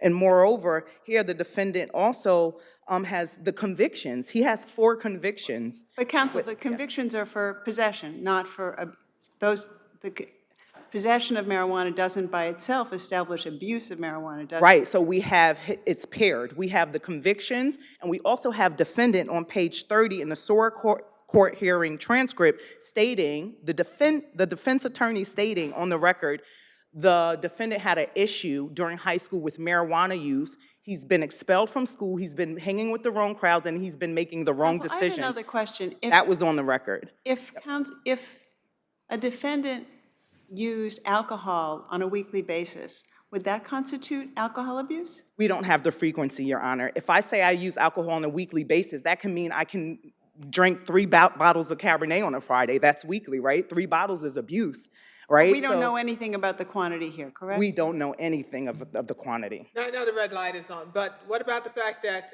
marijuana is now legal? When the So defendant... is that still drug abuse, substance abuse? When at the time it was. And he, again, weekly, saying I use marijuana weekly, cannabis can get one very high and alter their decision-making. And where is that in the record? That's public policy, like, enough of cannabis. So we're supposed Supreme Court stated, specifically, the court concludes that the weekly use of marijuana starting during adolescence and continuing for over a decade until the very time of the arrest constitutes a history of drug abuse. What's our standard of review in terms of what Supreme Court said? Clear and convincing, it also is a pairing of other factors. Also, this court just recently ruled in People v. Bonilla that even with the alleged mitigating factors, you look at the nature of the crime, the seriousness of the crime. Here, the defendant followed an 18-year-old girl into a lobby and attempted to sodomize her. You know, he has the convictions from 2000 all the way up into 2010.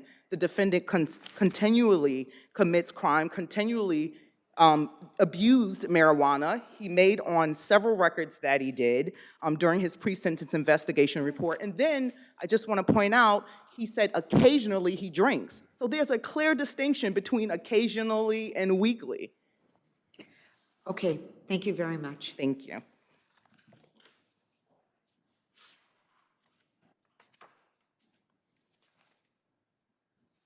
There isn't any evidence here Well, about. counsel.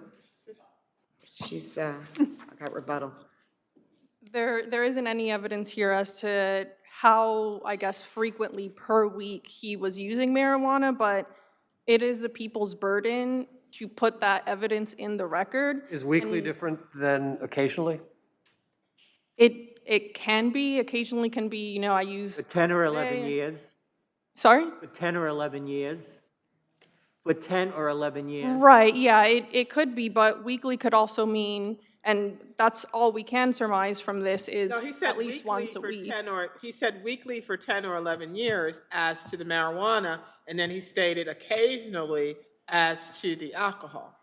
Right, but under the law, right, it's either occasional or moderate use, and weekly, I guess we could perceive that as being moderate use. It's not. Weekly use of marijuana for 11 years is moderate use? If you're using it once a week, yes, it's the same as. For 11 years? Yeah, it's the same, Your Honor. I mean, I'll give the example, I guess, of what happened at oral argument in Baez. This court asked the registrant, well, what if I drink a glass of wine once a week for 35 years? Is that abuse? The appellant said no, and the DA's office said, yeah, that would not be abuse. That does not rise to the level of excessive use of marijuana. There is nothing in the record to say that he was using more than once a week. Counsel, in your argument, does the changed legal status of marijuana possession play any role? Well, yes, I do believe it does, Your Honor. One, because, you know, using weekly, that's actually, you would categorize that basically as a user of marijuana. Most users of marijuana, I would posit, probably use it at least once a week. But the impact, the legal impact of the change in the law is also that if we're now saying in this case, using marijuana once per week, now that is abuse or excessive use, then anyone really who habitually uses marijuana would then get points under this assessment. I have one more question, if I may. And we've had prior decisions where we've taken into account that a defendant had a history of convictions for possession of marijuana.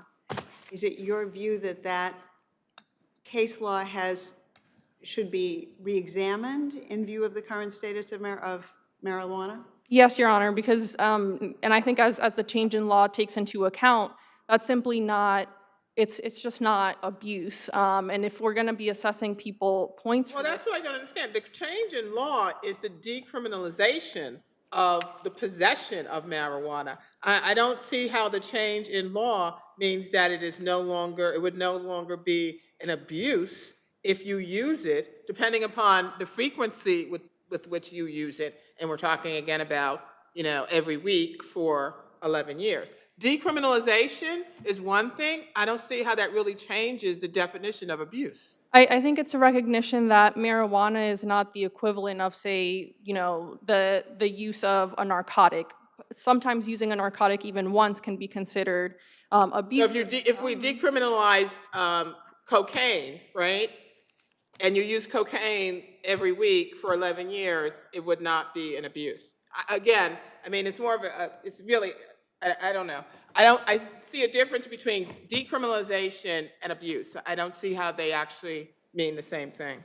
I see what Your Honor is saying. We would argue that, you know, it is a recognition by the legislature that at that point in time when it was illegal and now simply using marijuana habitually, which, you know, can be as simple as being used once a week as is the only record in this case, it's not going to be to the level of needing drug treatment or being considered abuse. And I would also point to the fact that just because he had convictions, misdemeanor convictions for possession some years ago, that's still in line with the fact that he only admitted to using marijuana. On this record, all we can say is once per week.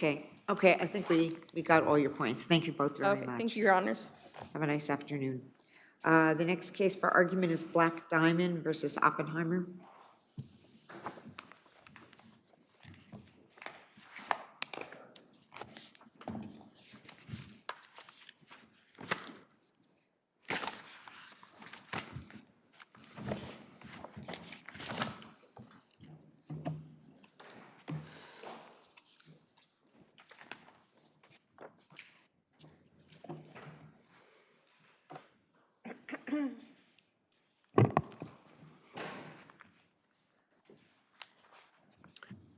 Good afternoon. Good afternoon. May it please the court, David Daniels for the plaintiffs. The trial court found here that Oppenheimer entered into an auction trade to sell an equity stake in IAP to Credit Suisse, subject to members of a steering committee having a right of first refusal. Under the conventions of this market, that trade was binding when made, and the trade closing process was only interrupted because of the exercise of that right by Eaton Vance. Counsel, could you focus on what errors were made by the trial court in her lengthy trial decision that would merit reversing it? Yes, Your Honor. The errors are legal, and they're all legal. That's what I'm asking. The first error was with respect to the validity of that right of first refusal. The right of first refusal is invalid, then that trade was binding just as surely as that right had never been exercised in the first place. Binding on both Credit Suisse. Why was her finding with regard to that wrong as a matter of law? It was wrong as a matter of law because it was contrary to, that trade was, that right was invalidated under two provisions of the IAP operating agreement. The first provision was the clause's integration provision in the integration clause of that agreement, and it says that it supersedes prior agreements by and among the members or any of them. But does that stop Eaton and Oppenheimer from having their own agreement to have a right of first refusal? Yes, it does, Your Honor, because if it precedes that agreement, it falls within the or But whether any it of them proceeds, clause. whenever it happens, what prevents them from having a separate side agreement between themselves that they're going to respect a right of first refusal between Eaton, Oppenheimer, and I guess it's Invesco? Well, if once they enter into that agreement as a side agreement and then enter into a separate agreement with all the other members of that closely held LLC, they agreed, Your Honor, that their prior agreement would be superseded by that subsequent agreement, provided it's on the same The subject thing was, matter. when Judge Maisley listened to all the testimony, she did have a lot of witnesses, and she did go through it pretty in detail. There were several people, including, I guess, the attorney that was, Messersmith, was that the attorney that testified? Yes. And he said it was not uncommon in this business, which I don't know anything about, but I guess Judge Maisley certainly learned a lot about this, the custom and practice in this business. It was not unusual for there to be an oral side agreement. I might have thought there was, but that's what people testified to. And she found that that they were credible in saying that was not unlikely. So Credit Suisse, who was negotiating this deal on behalf of Black Diamond, they were in the know that there were the discussions with the steering committee about this right of first refusal. So whatever they said, good, okay, not good, whatever, I mean, they knew about this right of first refusal. I don't get how under the testimony that came in and the credibility that she determined, that we can find that there was a problem here. Well, with respect to Credit Suisse, they were on the steering committee at the time, but Black Diamond They didn't join into it, but they knew about it. Black Diamond did not know about it at the time. And Credit Suisse. Credit Suisse knew about it. Credit Suisse, the testimony is that it did, though the individual involved didn't recall that at the time of the auction. But in any case, Justice Kapnick, it is quite clear that Black Diamond did not know about it, and that Black Diamond would not have restructured the loan, would not have agreed to commit into an additional $50 million credit facility for the benefit of these other lenders. And that is uncontested, Your Honor, and it's that surreptitious quality of inserting a side agreement, which is the problem when you have an objectively unambiguous and clear commitment by these same lenders that such agreements would be superseded. It's not only true with respect to the integration clause, but also with respect to Section 11.1 of the contract. That contract provision says that membership interests shall be freely transferable, unless restricted by the agreement. Now, that defendants say that, well, that's just, it means you can sell it. But the Delaware statute already says you can sell it. It means something more. The clause, except as otherwise restricted evidences, expresses an unmistakable intention. Does it perhaps mean that each member can choose to whom it wishes to sell, including making their own conditions and restrictions on a transfer? But then you wouldn't say except as otherwise restricted. But even before we get to that, about the validity or invalidity of the oral right of first refusal, and the judge found that there was no meeting of the minds on the negotiation on the phone between Credit Suisse and Oppenheimer. And that in any event, even if there were, that the trade would not have been finalized or consummated until there was some type of writing that there was not. So I wonder if you could address that. It seems to me that might have been the first point, but in any event. Justice Kapnick, absolutely. Under Stonehill, both of those are objective standards, meeting the minds, intent to be bounds. It's something that should be determined as a matter of law. With respect to the meeting of the minds, her finding, first she found there was a meeting of minds, or there was a meeting of minds with respect to economic terms. But she also found a meeting of the minds with respect to the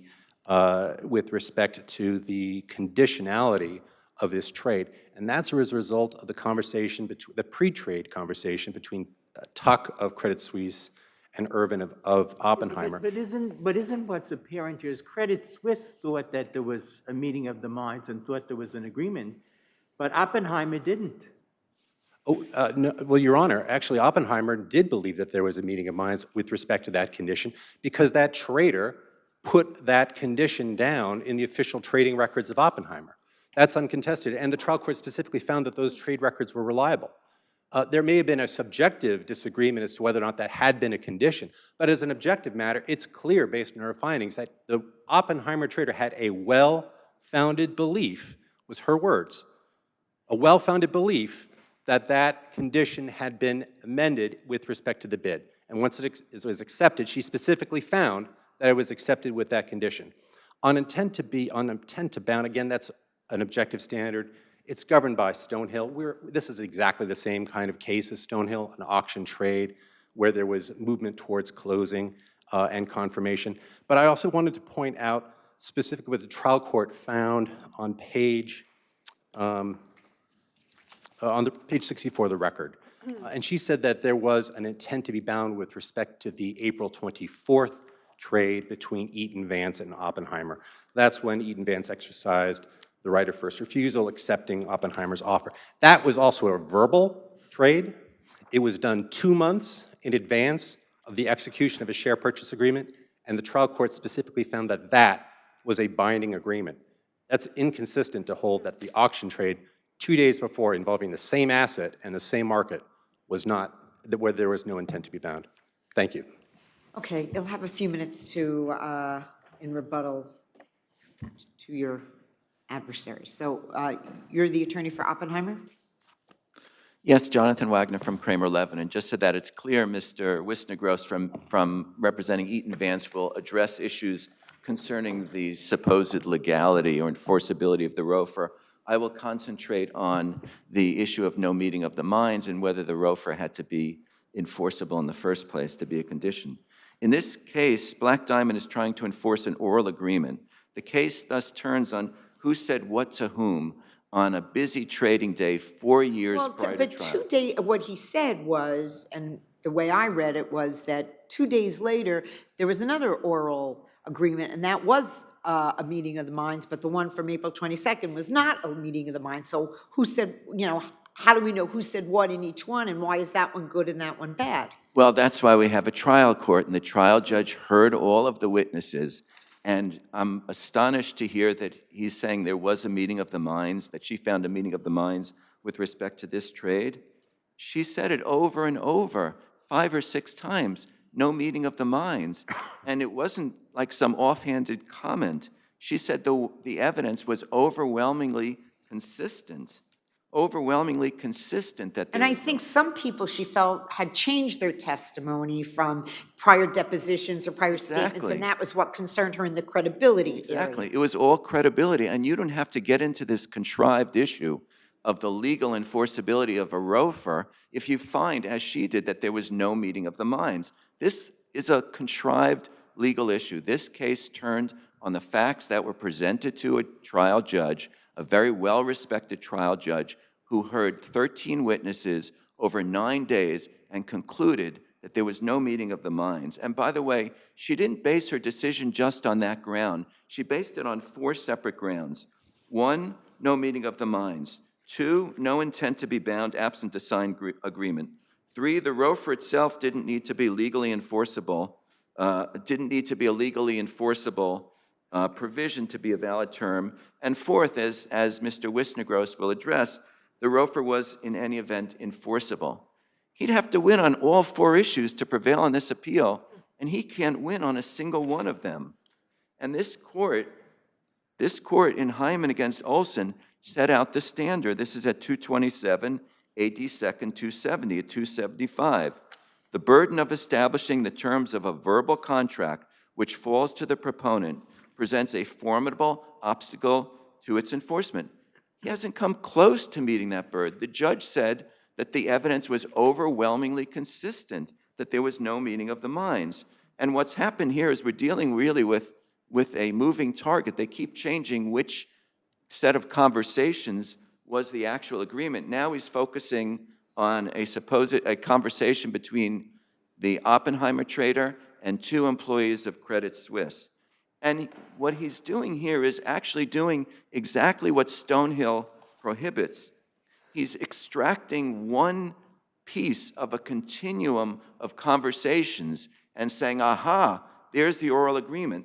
That's exactly what Stonehill prohibits. And I'll read from Stonehill.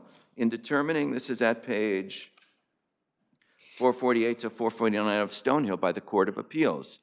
In determining whether the parties intended to enter into a contract, we look to objective manifestations, etc.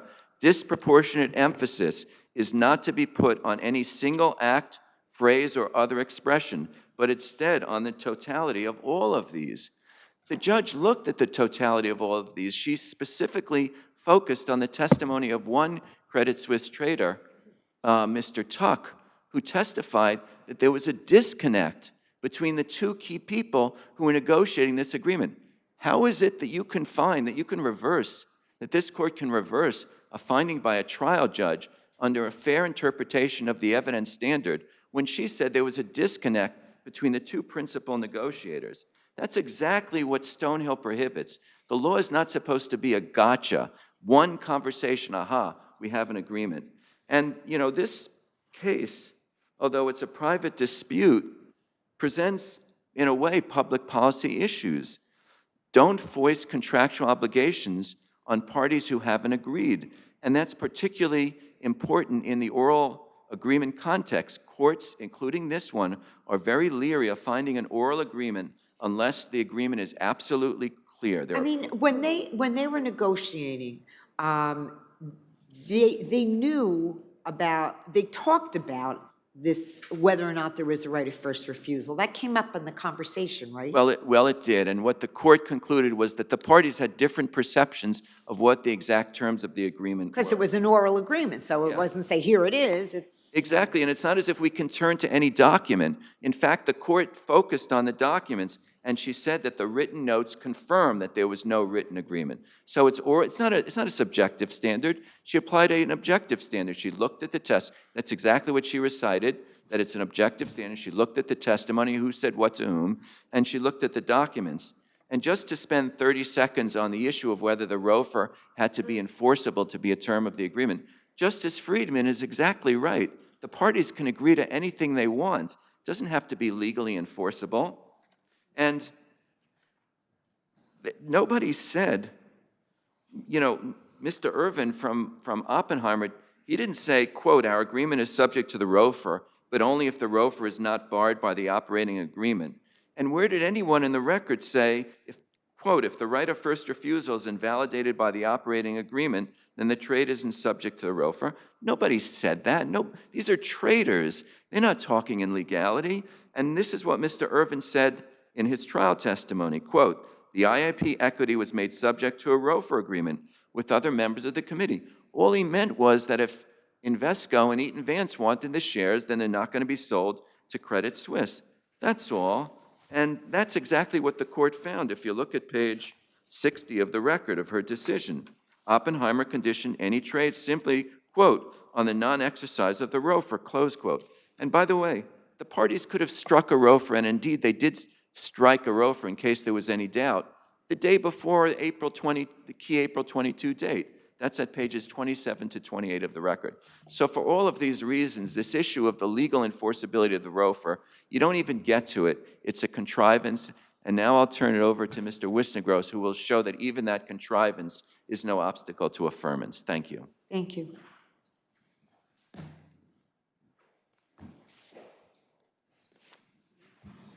Sigmund Wisner-Gross for the Eaton Vance respondents. How do you square the right of first refusal with section 11.1a, which says that common interest shall be freely transferable? Well, first of all, if I could just preliminarily say that if the panel agrees that there is no trade agreement reached between Oppenheimer and Credit Suisse, the court doesn't have to reach any of the issues, including that issues. But with that caveat, let me address your question. Section 11.1a is on page 40503 of the record. That language specifically says that units are freely transferable. They shall be freely transferable. There are no restrictions for them except as specifically set forth in 11.1a. There are two types of restrictions, and Justice Massley correctly said that Black Diamond's interpretation of that language turns the actual plain language on its head. The broader restriction is a prohibition against what is referred to as prohibited transfers. That's a defined term on page 4474 of the record. Prohibited transfers includes transfers such as you can't transfer a unit to a competitor, or you can't make a transfer that would cause the company to lose its partnership status. You know, I was just curious. So when they knew that they had this right of first refusal agreement, this side agreement, so when Oppenheimer decided that they wanted to sell, why'd they even go through that whole bidding process with Credit Suisse and Black Diamond? Why didn't they just call up the other guys and say, hey guys, I'm looking to sell it. You want to buy it? Well, I'll give you a short answer, Your Honor. The process was at first, Oppenheimer had a lot of loans and some equity that it wanted to sell in something called a BWIC, bids in want of competition. So the guy who's in charge of that sends out an internal notice at Oppenheimer, we're gonna put these out for this auction. The trader who was directly involved with the ROFR, Mr. Barbado, sees that and alerts Mr. Meyer, the guy who's handling the broader trade, there is this right of first refusal. He then in turn contacts, he has a discussion with Eaton Vance, which is one of the steering committee members. Right. Eaton Vance says, we in Invesco, we'd like to exercise our rights. We plan to exercise our rights. So the process and Justice Massley got it correct. I mean, it's a comprehensive decision. She explains the nature of the ROFR. She got it, she nailed it. The process in terms of the oral deal, which, as you correctly noted, Mr. Messersmith, a very well-respected lawyer from Case-Shiller, had actually recommended the structure for the oral ROFR, was that Oppenheimer could market. Yes, they could begin to market, which they did through the BWIC, but the parties to the ROFR would have the right of first refusal, that deal couldn't go through unless they had a chance to exercise it, and they did exercise it. So that was, in fact, communicated to Credit Suisse, as the panel has recognized, and whether Black Diamond was told that or not, that's irrelevant, because the counterpart, as far as Eaton Vance knew, that they didn't even know that Black Diamond was involved, and that wasn't disclosed.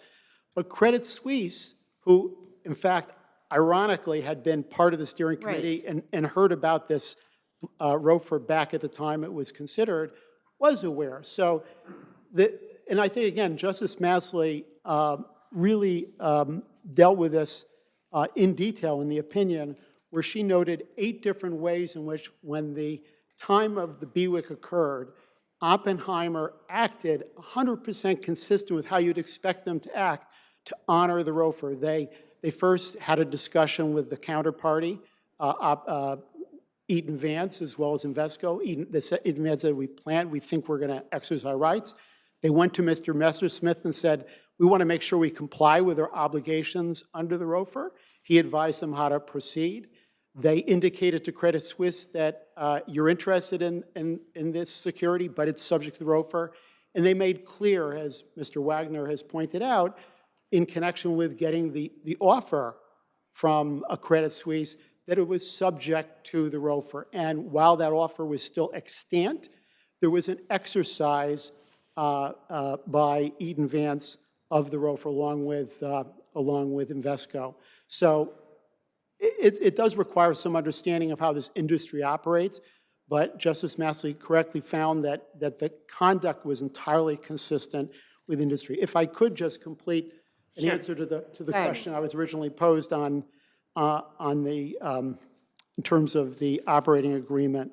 If you look at the section 11.1a, only specific enumerated prohibited transactions are barred, and the definition of prohibited transfer on page 4474, it makes crystal clear that to the extent there had been some limitation on a ROFR, it should have been there. It wasn't there. There was no restriction.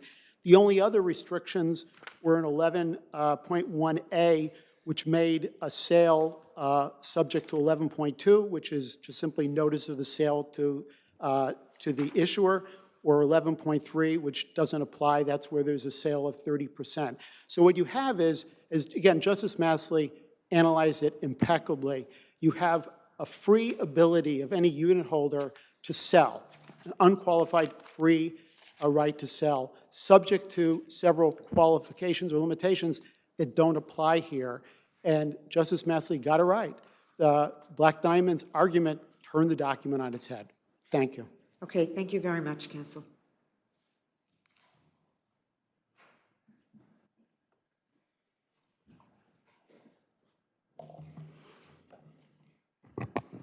Counsel, why isn't your adversary correct?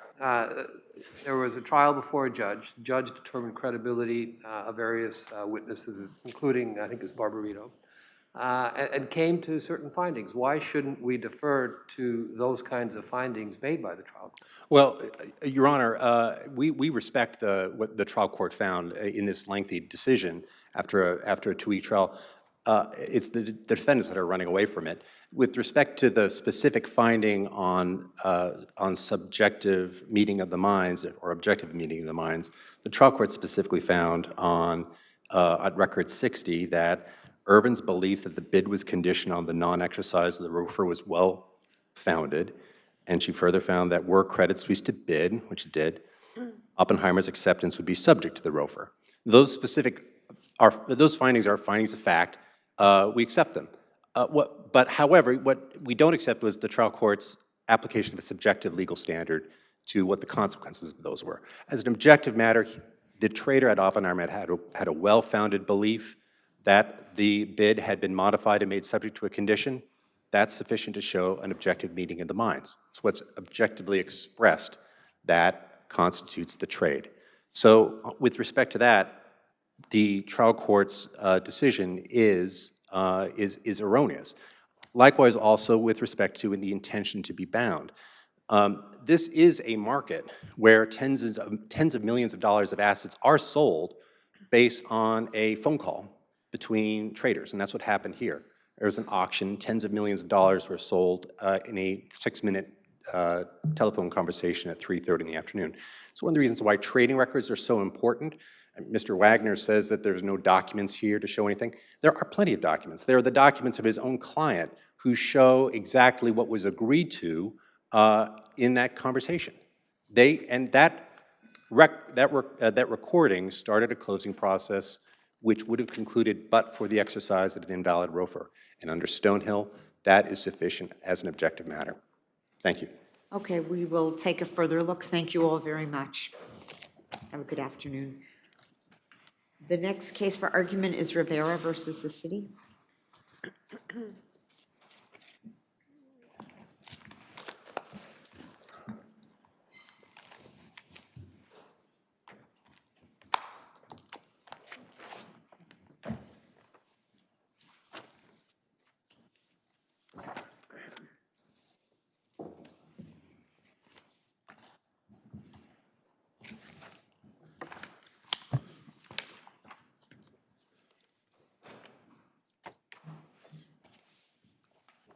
Good afternoon.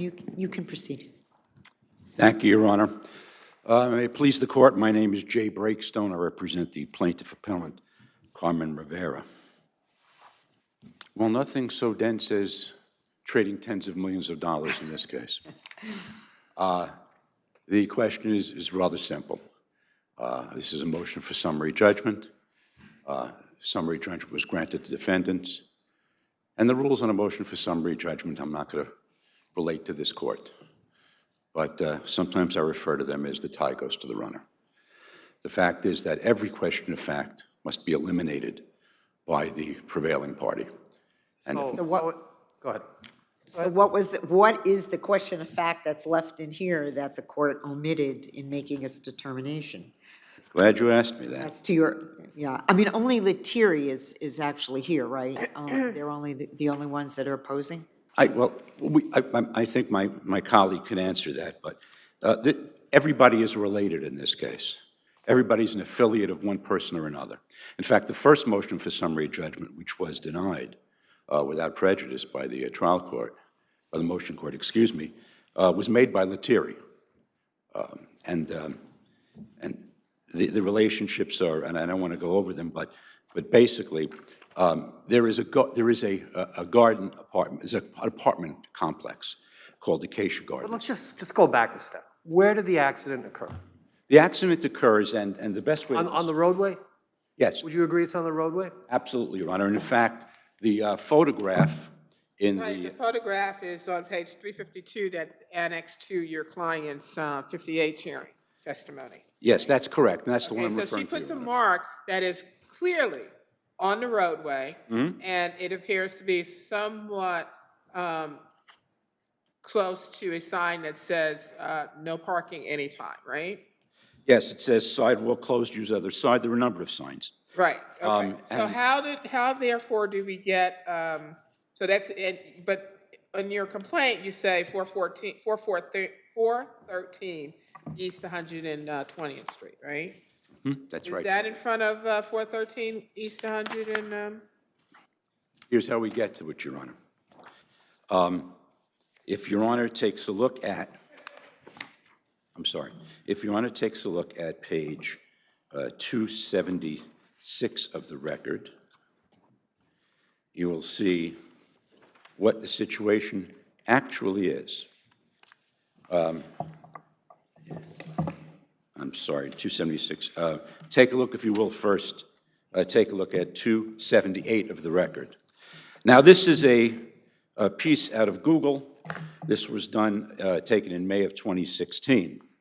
And Your Honor can see that the Acacia Gardens project is right in front of us.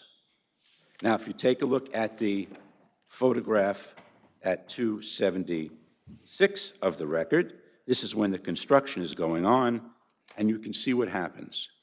That walkway that was built, and pedestrians were directed to utilize that walkway, and that walkway was built obviously with a ramp so construction stuff can go up and down. That walkway doesn't stop at that building. That building is the old PS 80. That doesn't stop at that building. But she didn't fall on the walkway, did Right, she? she fell in the street, right, in the, But the street becomes a walkway because of the construction. There's no other way for her to go.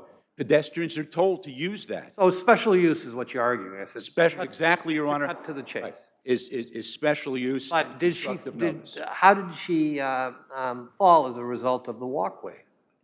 How did Or, she excuse fall? me, of the ramp? No, she fell right where she indicates on the photograph in 353 and 352. So it had nothing to do with the ramp, right? She fell on the roadway. Well, Your Honor, there says may nothing. be a ramp around, but what is it? How do you connect the two together? Well, first of all, one doesn't have to. But the reason the ramp is important is because that shows why all of this is done, why all of this on the roadway, why all the signs are use the ramp, use the walkway, et cetera, et cetera. it says sidewalk closed, use the other side. It says sidewalk closed, use the other side, and it says, in addition, How close is the ramp to where she fell? well, I don't have a ruler, but I think you can take a look at it, especially in 352, and you see. I don't see the ramp in 352. Right, because if you take a look in 353. I got 353. I think Right, I they're see very, it they're there. very close to one another. But the key thing, Your Honors, is that you have the manager of the project. The sole thing before the court below are two really conclusory self-serving affidavits of people who were involved, employees of the defendants. And all they say is, don't worry, we didn't do it. We had nothing to do with that PS 80 project.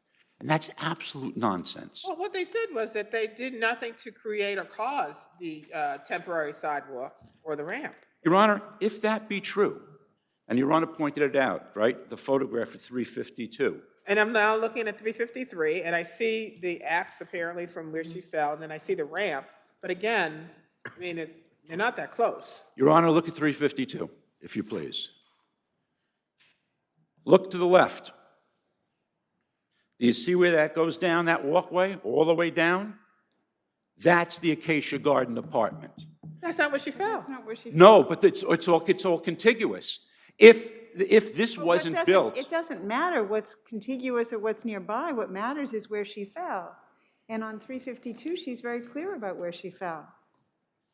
But, Your Honor, we're talking about constructive notice and special benefit. The question was, and never answered by the court below, did Acacia Gardens get a special benefit from this walkway that went all the way down from this point where she fell all the way down to the other end? Don't you think your argument would have been stronger if she fell on the ramp at the edge of the roadway? Well, not really for the person. I just don't follow your argument. Well, for she purpose doesn't of fall on the ramp, so what special use caused her to fall? There is no testimony in this case that indicates that that the walkway was in sections. Was what? In sections. Was no in Acacia sections. Garden saying, you know what, we're not responsible for that section down where she fell. We're only responsible for the section that's in front of us. Which is the city roadway, which when you look at the picture, looks like it's got quite a few defects. And it's a city roadway that has been taken over by use. A use is a walkway with signs that say, use the roadway, by the people who built and utilized that walkway. Okay, let's hear from the defendant. We gave you a lot of extra time, and we'll give you a couple of minutes for rebuttal. Thank you, Mr. Breakstone. It's not costly.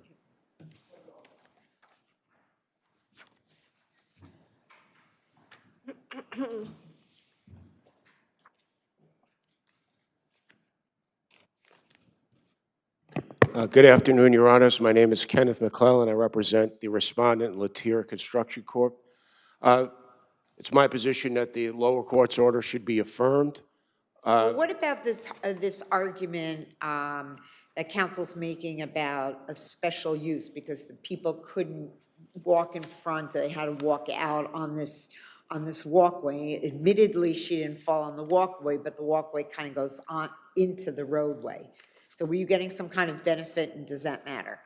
Your Honor, I respectfully disagree with counsel's position. I don't think there's a valid special use argument here.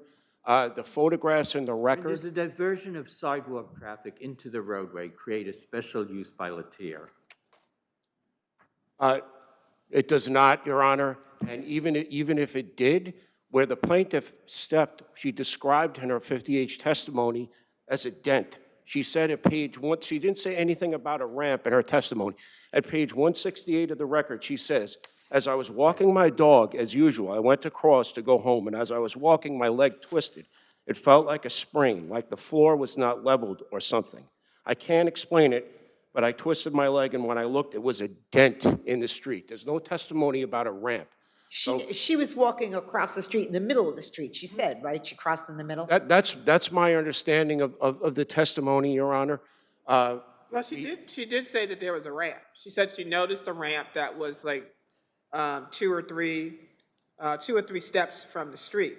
I understand that, Your Honor. But she doesn't mention that the ramp had anything to do with the dent, which she apparently tripped in.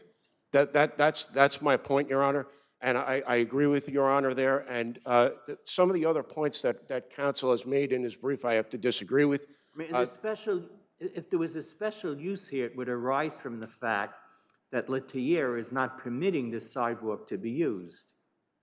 I would agree with that, Your Honor. And it's the roadway. I agree, and it's in the roadway, and I think that Judge Lyle recognized that in his order, because he noted specifically that the city did not oppose this motion for summary judgment. He said, tellingly, the city did not oppose the motion for summary judgment, which suggests to me that he believes it's a city case, and I agree with that, Your Honor. I'm a private defendant that has nothing to do with this. And counsel's argument, I have to disagree with, that he says that the motion is premature. It's not premature. There's a 50H hearing.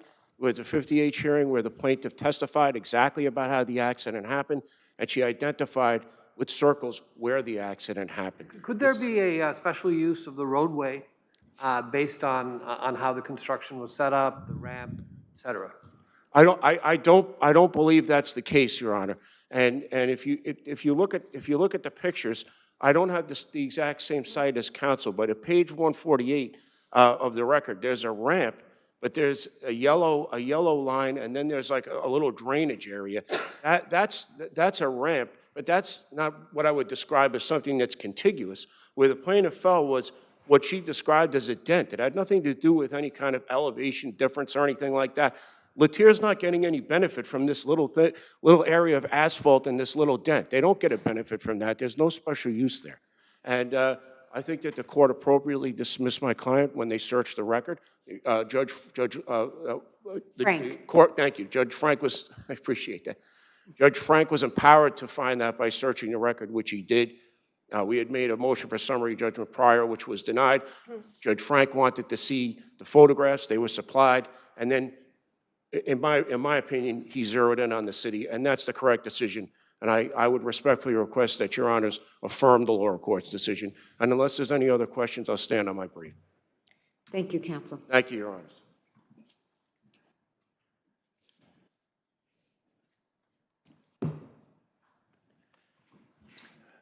My opinion's a little different. I mean, why isn't the city here opposing this? You would have expected they would have wanted partners on this liability. I can't answer for the city, I don't know. But to argue that the city is not here and that shows something that they don't have any liability is absurd. Here's what would happen if these are the questions, and counsel mentioned it, he mentions it in his brief at page 10. What questions could it be possibly asked? Don't we know everything? Didn't the court below know everything it had to know? And the answer is no, it doesn't. East Harlem, a defendant here. Remember, we have Mr. Siddell says we have no involvement with the building next door. East Harlem, which is part of the same group, has a contract with the city to maintain this and secure that building. So they do have an involvement. Anything about the roadway, counsel, in these contracts? But you see, Your Honor, you can't look at the roadway as a place. But that's where she fell. But you can't, with all due respect, you can't look at the roadway as well. It's a roadway, that's where she fell. It's got nothing to do with the construction. When you put people walking in the roadway instead of the sidewalk, that's something a jury or a trier of fact can look at and say, well, that's not safe. Maybe you have to look at the roadway before you do that. It's the same roadway being used by your construction vehicles. I don't know because I couldn't ask the questions.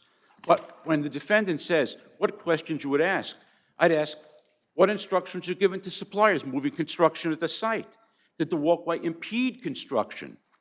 Did it impede people going in and out of your Acacia Gardens construction? Your argument, I'm sorry. These are all things. What benefit Excuse did the me, your defendant- argument seems to be that she was employing the roadway as a sidewalk, but in fact, she was crossing the street, so she was using the roadway as a roadway. Because the sign said cross the street.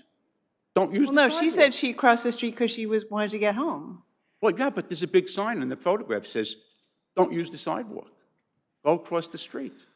Right, but she was going across the street. She wasn't was walking going the other straight. way. Well, eventually, she was obviously on the way to do that, Right. or she could testify she was on the way to do that. But look at all these assumptions we're making. And the fact of the matter is, That's what she you testified can't make these to. assumptions. They're not assumptions. It's what she testified to. She said she was crossing the street. She's crossing in the middle of the street. She's Why would going she- across the street. She didn't say that she was walking on the sidewalk and then she had to detour onto the walkway because of the construction. She said she was crossing the street. And, Your Honor, what does that sign say? Yes, it said use the other side of the street. She was already on that other side of the street, was coming back to the Having side where crossed- she lived. And when she was coming back, she couldn't, I mean, that's where she lived, or near where she lived. That's when she fell. Look, I think we get both of your points. Thank you, Your Honor. We'll take a look. Thank you very much. The next case for oral argument is Macedo versus A.O. Smith Corp.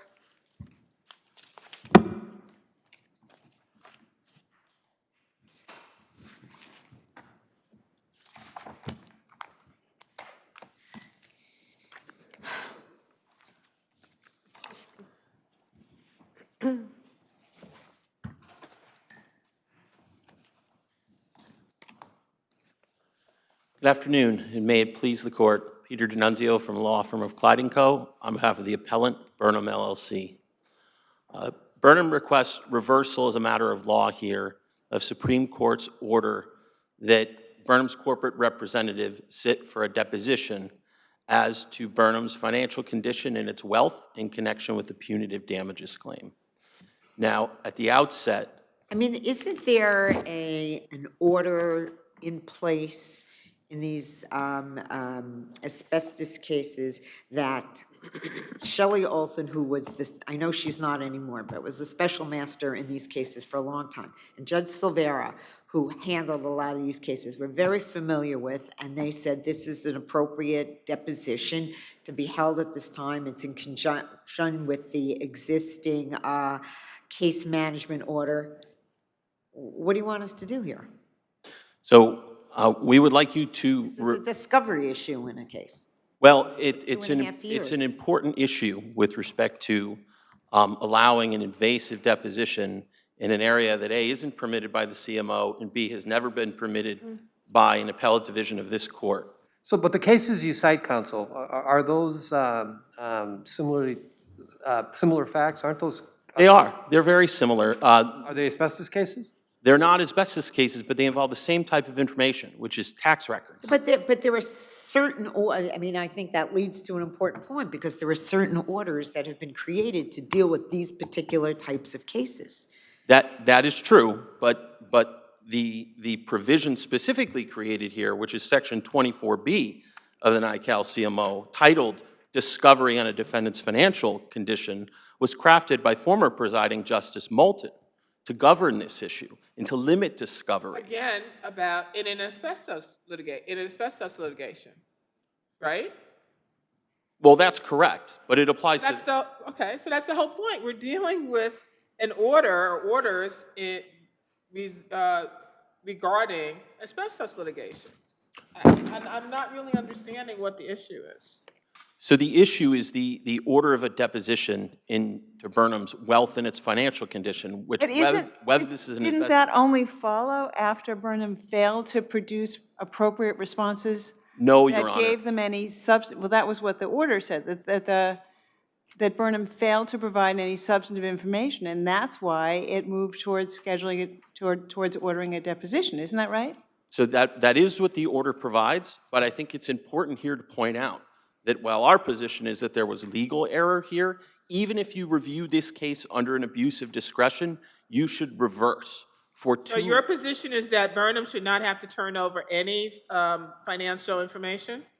No, that's not it at all. What our position is that Burnham substantively answered the questions that didn't relate to its financial condition. There were 36 interrogatories. 14 dealt with its financial condition. The other 22 didn't, and Burnham answered them. And if I may, I would like to read a few portions from the record that describe what those answers for. These were not equivocal answers. These were not evasive answers. But these were supposed to be punitive damage-related questions. That's what they're talking about.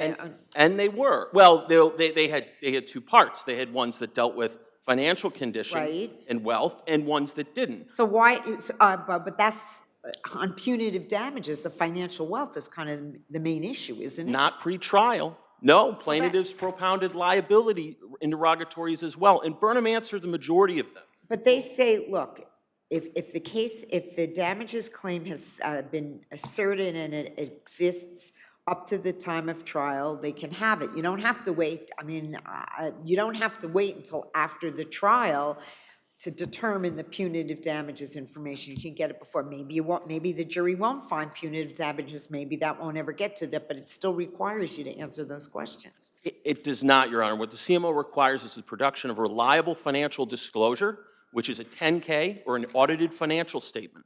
And that's Section 24B of the NICAL CMO that was put in by Justice Moulton. Obviously, the plaintiffs want what they want here, which is a deposition about finances pre-trial, and that's not what the CMO provides. Justice Moulton put 24 in to limit this discovery. Now, that's a limitation. But 24 doesn't limit it to just the two documents you just mentioned.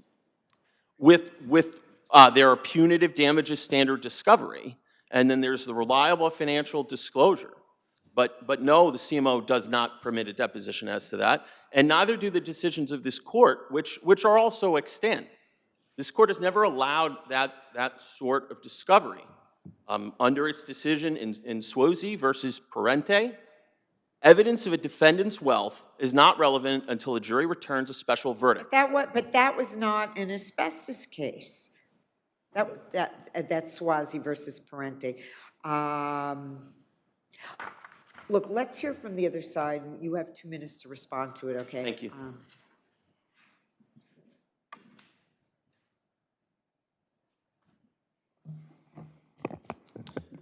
Thank you, Your Honors. May it please the court, my name is John Wetmore, appearing for plaintiff respondent Ernest Macedo Jr. And I'd like to begin where... Aren't you getting discovery and a deposition about punitive damages that under the CMO you're not supposed to get until just prior to jury selection? I would disagree with that, Your Honor, and I can explain why. Under the section that you're referring to, which is XXIVB, that section pertains to when there is an assertion of a punitive damages claim that has survived up to the time of trial, it shall be handled as follows. And that section reads, as a defendant's ability to pay punitive damages is a factor to be considered by a jury in quantifying an award of punitive damages, and then it provides the types of written discovery that are available in those instances. That is pertaining to evidence that is turned over at that time to determine the amount of a punitive damages award that is turned over to determine whether a defendant has an ability to pay a punitive damages award. That really is a codification of a case called... So what's the point of the punitive damages discovery that you're going to get now? That would go towards establishing liability in the first instance. So I think what defendant is doing is making it seem as though any financially related discovery is taboo, it's off limits, and I don't think that the case law bears that out. I think if you look on our brief... So what's the point of the provision that it should be done just prior to jury selection? Because I think that section concerns present financial condition. It talks about an SEC Form 10K or a 10Q or an audited profit or loss statement or an affidavit as to the company's present net worth. And I think that makes sense because what you're talking about is we're trying to help the jury ascertain the appropriate size of the award and whether the defendant can pay the award in the first instance. What we're seeking is historical financial information, historical profits and loss, sales, executive. How does that go to liability? Because it shows the defendant's sophistication, its ability to, at the relevant time, issue a recall, to issue a warning, to investigate non-asbestos alternatives. And I think, if I could, I'd like to direct the court's attention to the Moran case cited in our brief from the Second Department. In that case, a plaintiff was seeking information about profits and sales because it went towards liability of establishing the defendant's motive for not recalling a defective product from the shelves. And the Second Department in that case rejected the notion that that information was not discoverable pre-special verdict because they said it went towards liability in the first instance. That's our exact position here. This information that we're seeking is historical financial information that will help us establish the liability for punitive damages in the first case. And I think that the cases that my colleague is referring to, Suozzi, Dufresne, Rupert, Pryor, all of those cases deal with present financial condition. They all go back to Rupert, which talked about you don't need to turn over a net worth statement because that kind of evidence only goes towards establishing a defendant's present ability to pay. Again, I think we stated it ad nauseum throughout our brief that we're not seeking present financial information to try and figure out whether Burnham can ultimately pay a punitive damages award or what the appropriate award might be. We're seeking historical information that will help establish during the years the products were manufactured and during the years of the plaintiff's exposure that would establish their liability for And what was the problem? That the document responses that the defendant Burnham made were not sufficient? It was at the finding of the special master in the court? And that's correct. I think the crux of the court's decision was that there were answers that were left open by Burnham's inappropriate responses and objections. That's the reason we sought the deposition in the first place. It was because the responses that we received in the first instance didn't give us the information that we needed. And I think to your Honor's point, you brought up correctly that there is a CMO in NICAL. And the NICAL CMO several years ago reinstated punitive damages. What are some examples of the information that they failed to turn over, which you say they should have, justifying this further discovery? My recollection is based on the interrogatories. They didn't turn over any information. They turned over what were essentially boilerplate objections and no documents that didn't really get us any closer to establishing punitive liability than if we had just not served them in the first place. Could you point to something specific? Well, I think this is an example of some of the categories of information we were seeking. We were seeking information about gross sales, profits, executive compensation. Again, things that I think go towards establishing the defendant's sophistication, its resources it had at the relevant time to issue a warning, to issue a recall, to investigate alternatives. I think that that evidence, based on the court's precedent, would be admissible in a liability phase in establishing punitive damages in the first instance. And I think the CMO pretty clearly provides that asbestos plaintiffs are permitted to pursue punitive damages discovery. I think that CMO, or I know that CMO has been upheld by this court previously. And so all we would ask is that we be permitted to receive the discovery that we should have received under the CMO. Unless the court has any further questions, I would rest on my brief. Okay, thank you. Thank you. I may address 3 quick points. First, with respect to Burnham's discovery responses, the things it primarily objected to were the premature request for financial disclosure.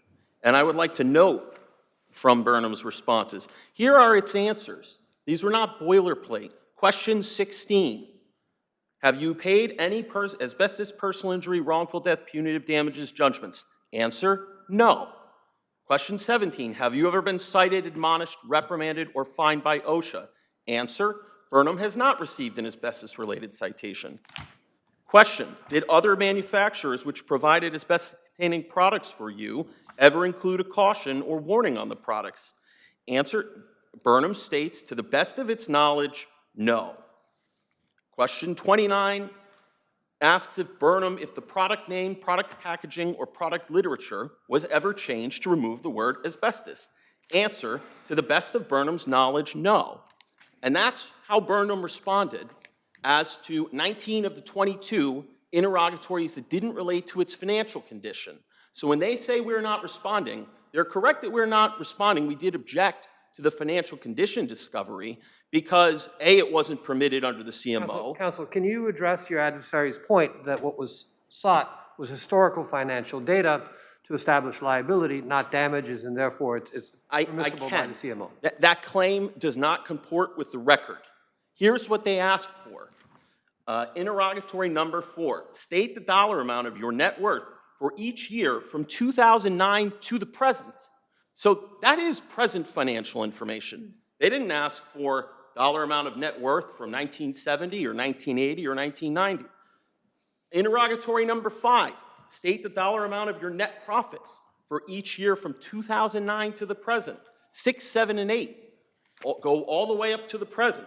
6 and 7 begin in 2009. Your document request also begin from 2009 to the present. All documents related to your corporate tax returns, all documents related to your Form 10Ks or 10Qs, all documents relating to your annual reports, not just the reports, the tax returns, and the 10Ks themselves. This is the most broadly invasive financial discovery pre-trial that would be ordered in the history of the courts of this state. Okay. And the NICAL CMO does not sweep away the appellate authority that precludes it. Okay. Moran is not the law in this Counsel, department. This court adheres to Rupert Counsel, versus Sellers. We will look it over. Thank you for bringing up all those points. We appreciate your arguments, both of you. Dash Devs versus Capital Markets.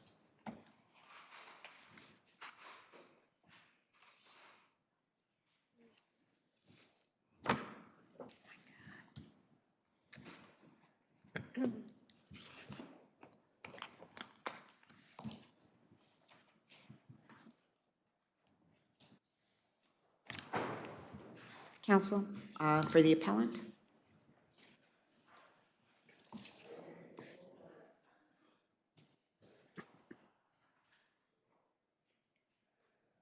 Good afternoon, you may begin. Good afternoon, Your Honors. May it please the court, my name is Ryan Long. I represent the appellant in this case. Breached the contract. June 2018, defamation by respondent to Pearson injures a long-standing relationship with the appellant. Abusive process does not require a breach. Was there any, because I was going to ask whether there was a contract in existence between the defendant and its clients. Yes, Your Honor. There is one? Yes. It's referenced in the court's opinion. So there Sorry, was Your an allegation as to the existence of that contract between the defendants and the clients?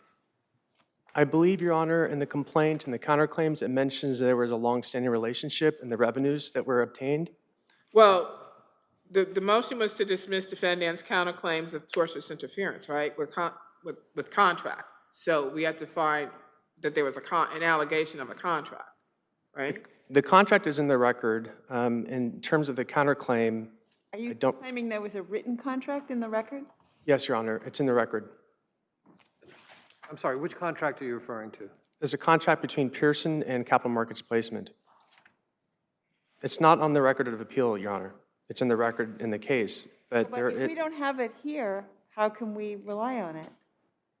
We can only rely on what's in the record before us. So the record, in the counterclaims, the revenues obtained from Pearson by Capital Markets Placement is referenced, and that they had a long. Do you allege in your complaint that you had a contract, and as a result of the actions of the other side, there was tortious interference with the contract?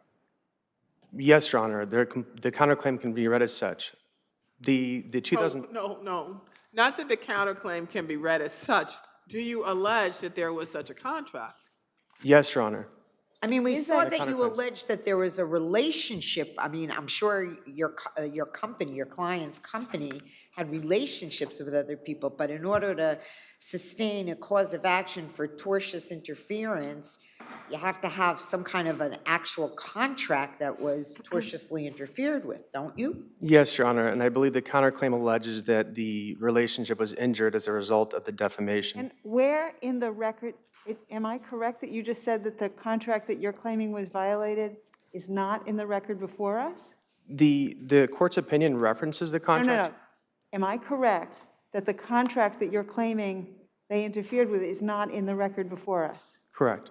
Not in the record and appealed. So, but we're limited to what's given to us. So how can we evaluate that when you didn't choose to give it to us? The contract is referenced in the counterclaim. So Do you use the word contract, sir, or do you say there's a relationship? pardon me? Do you use the word contract? Do you allege the existence of a contract, or do you say that there was a relationship between the two parties? There was a contractual relationship, Your Honor, and the revenues from that relationship are set forth in the counterclaim. You want to get to some of the other causes of action in your counterclaim that were also dismissed? Sure, Your Honor. Upon information and belief, defamation is ongoing. Respondent's defamation from July 2018, was time-barred. The appellant doesn't dispute that.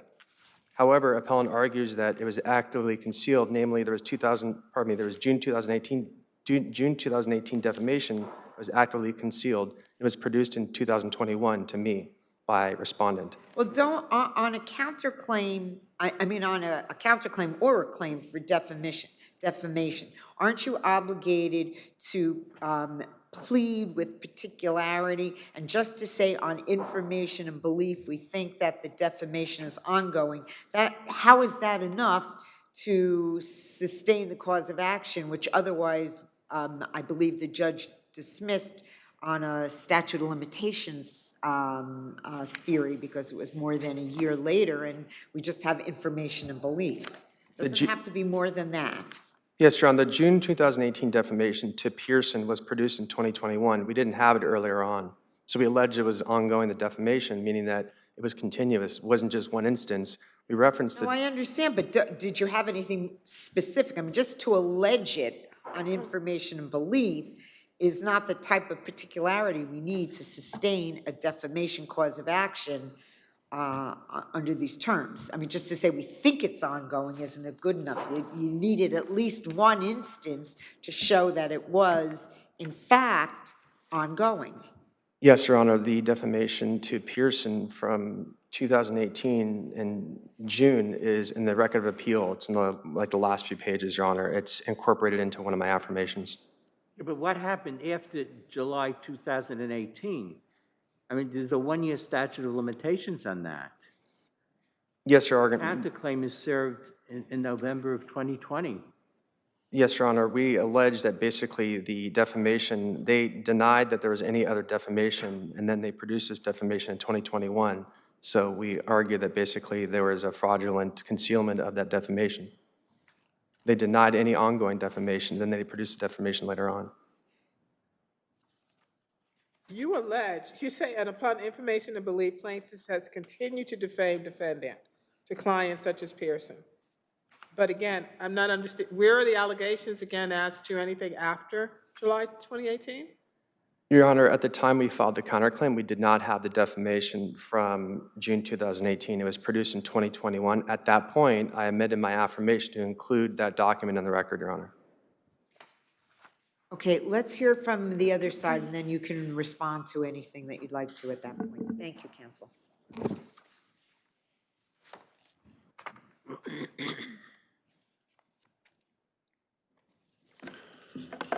Your Honors, good afternoon. May it please the Court. My name is Jonathan Borg, Borg Law LLP for the Plaintiff Respondent Devs LLC. Counsel, is there an amendment of an affirmation concerning that counterclaim for defamation? I'm sorry? Is there a amendment of the affirmation for the counterclaim for defamation in the record? Is there an amendment?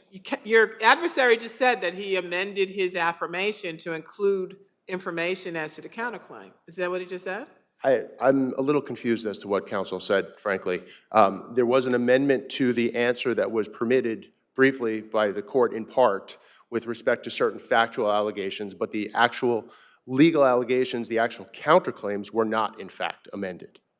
So the factual allegations within those counterclaims were not amended. They are the same that they were in the original answer and the original counterclaims, which were deemed to be filed as of November of 2020, which was approximately 2 years plus after the date of the alleged defamation occurred. So Justice Bannon was correct in ruling that the statute of limitations, which is 1 year for defamation, precluded that counterclaim and that summary judgment And there was appropriate. nothing else more other than on information and belief, we think it's still going on. There was nothing else in anywhere, any documentation that showed how it was going on. That's exactly correct, Your Honor. So he didn't address the abusive process counterclaim, which was also dismissed. That had to do with the fact that you served the Secretary of State and they didn't get service because the addresses were not correct. That's exactly correct. And I did, in fact, want to address that because, in particular, those allegations are directed towards me personally with respect to how I proceeded here. Under the Business Corporation Law and under the CPLR, parties are permitted to serve the Department of State with a summons and complaint. And you're supposed to keep your addresses up to date. That's your responsibility. That's exactly correct. And Justice Bannon specifically found in the motion to vacate the default judgment, which was made under CPLR 5015 and 317, that there was, in fact, no reasonable excuse for the defendant in failing to answer because it had not kept But we its like address. to decide things on the merits if it's not too much of a Correct. So Justice Bannon said that because it was in the scope of 317, the motion was granted and the judgment was vacated, and we find ourselves here.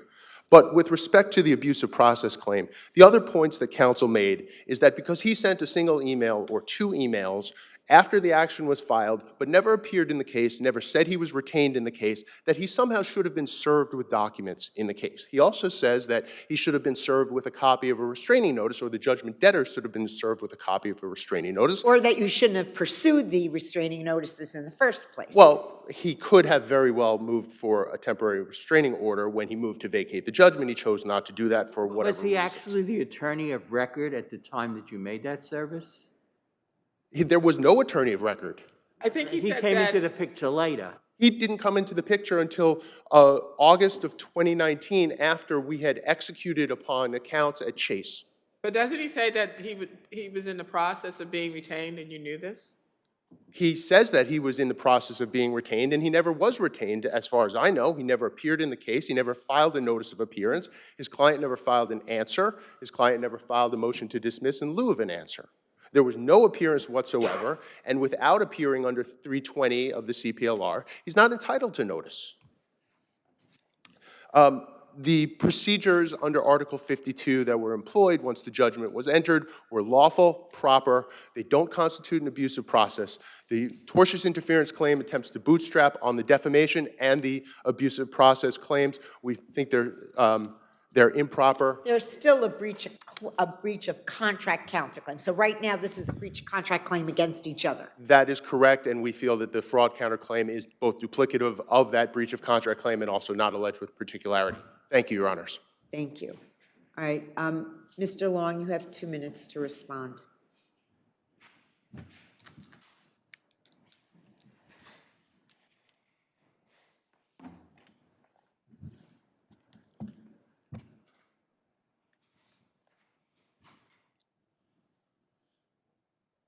Your Honors, the defamation that I referenced earlier, you can find it R193, that's the record, and it's 248.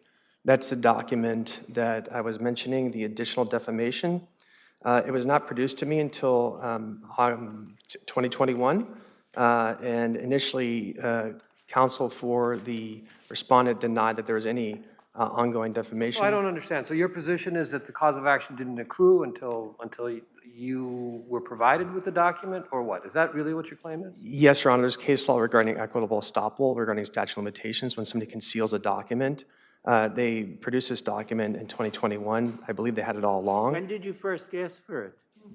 Pardon me, Your Honor? When did you first ask for the document? I don't recall, Your Honor. Earlier on, the discovery was done earlier on in the case. But you probably asked for it after the statute of limitations had already elapsed. I don't recall, Your Honor. When did you first come into the case? We filed the motion to vacate, I believe it was August of 2021, Your Honor. By then, the statute of limitations had passed. I think the idea is that the statute would run from when they produced the document. They initially denied any ongoing defamation, Your Honor, and that's the argument that I made in the papers. With respect to in the process of being retained, upon information, I believe Mr. Borg received my email. It was sent to respondent after they serve the Department of State. So is it your position that if you send another lawyer an email saying that you're in the process of being retained, that you have a right to notice before you file a notice of appearance or anything else? Your Honor, so the email said, in the process of being retained, please send correspondence to me. Not only did Mr. Borg not Right, serve. but does he have an obligation to do that? Yes, Your Honor. That's the argument I make in the papers, yes. I mean, a notice of appearance. What's the basis What- of that requirement? There's case law to the effect that I had authority to speak on behalf of my client. I didn't, But he wasn't your client yet. Oh, he was my client, Your Honor. You said in the process of being retained. You didn't say you were retained, and I don't even think you said how far along in the process you were. I mean, maybe arguably if you said, the retainer agreement has been signed by the client, but not signed by me, or something of that nature. You just said I'm in the process of being retained. That doesn't mean that you actually have been retained. I had authority, Your Honor, and the cases show that when you're in the process of being retained, your engagement letter maybe not been signed yet, but you still have authority. How do they know you have authority if all you've told them is that you're in the process of being retained, not that you actually have been retained? I did not, Your Honor. It said in the process of being retained, please send me correspondence, please send me files for the case, and Mr. Borg sent correspondence thereafter directly to my client in contravention of the no contact rule. Okay, we'll take another look at the papers and the records that you indicated. Thank you both very much. Thank you, Your Honor. The next case for argument is Lanzetta versus Montefiore.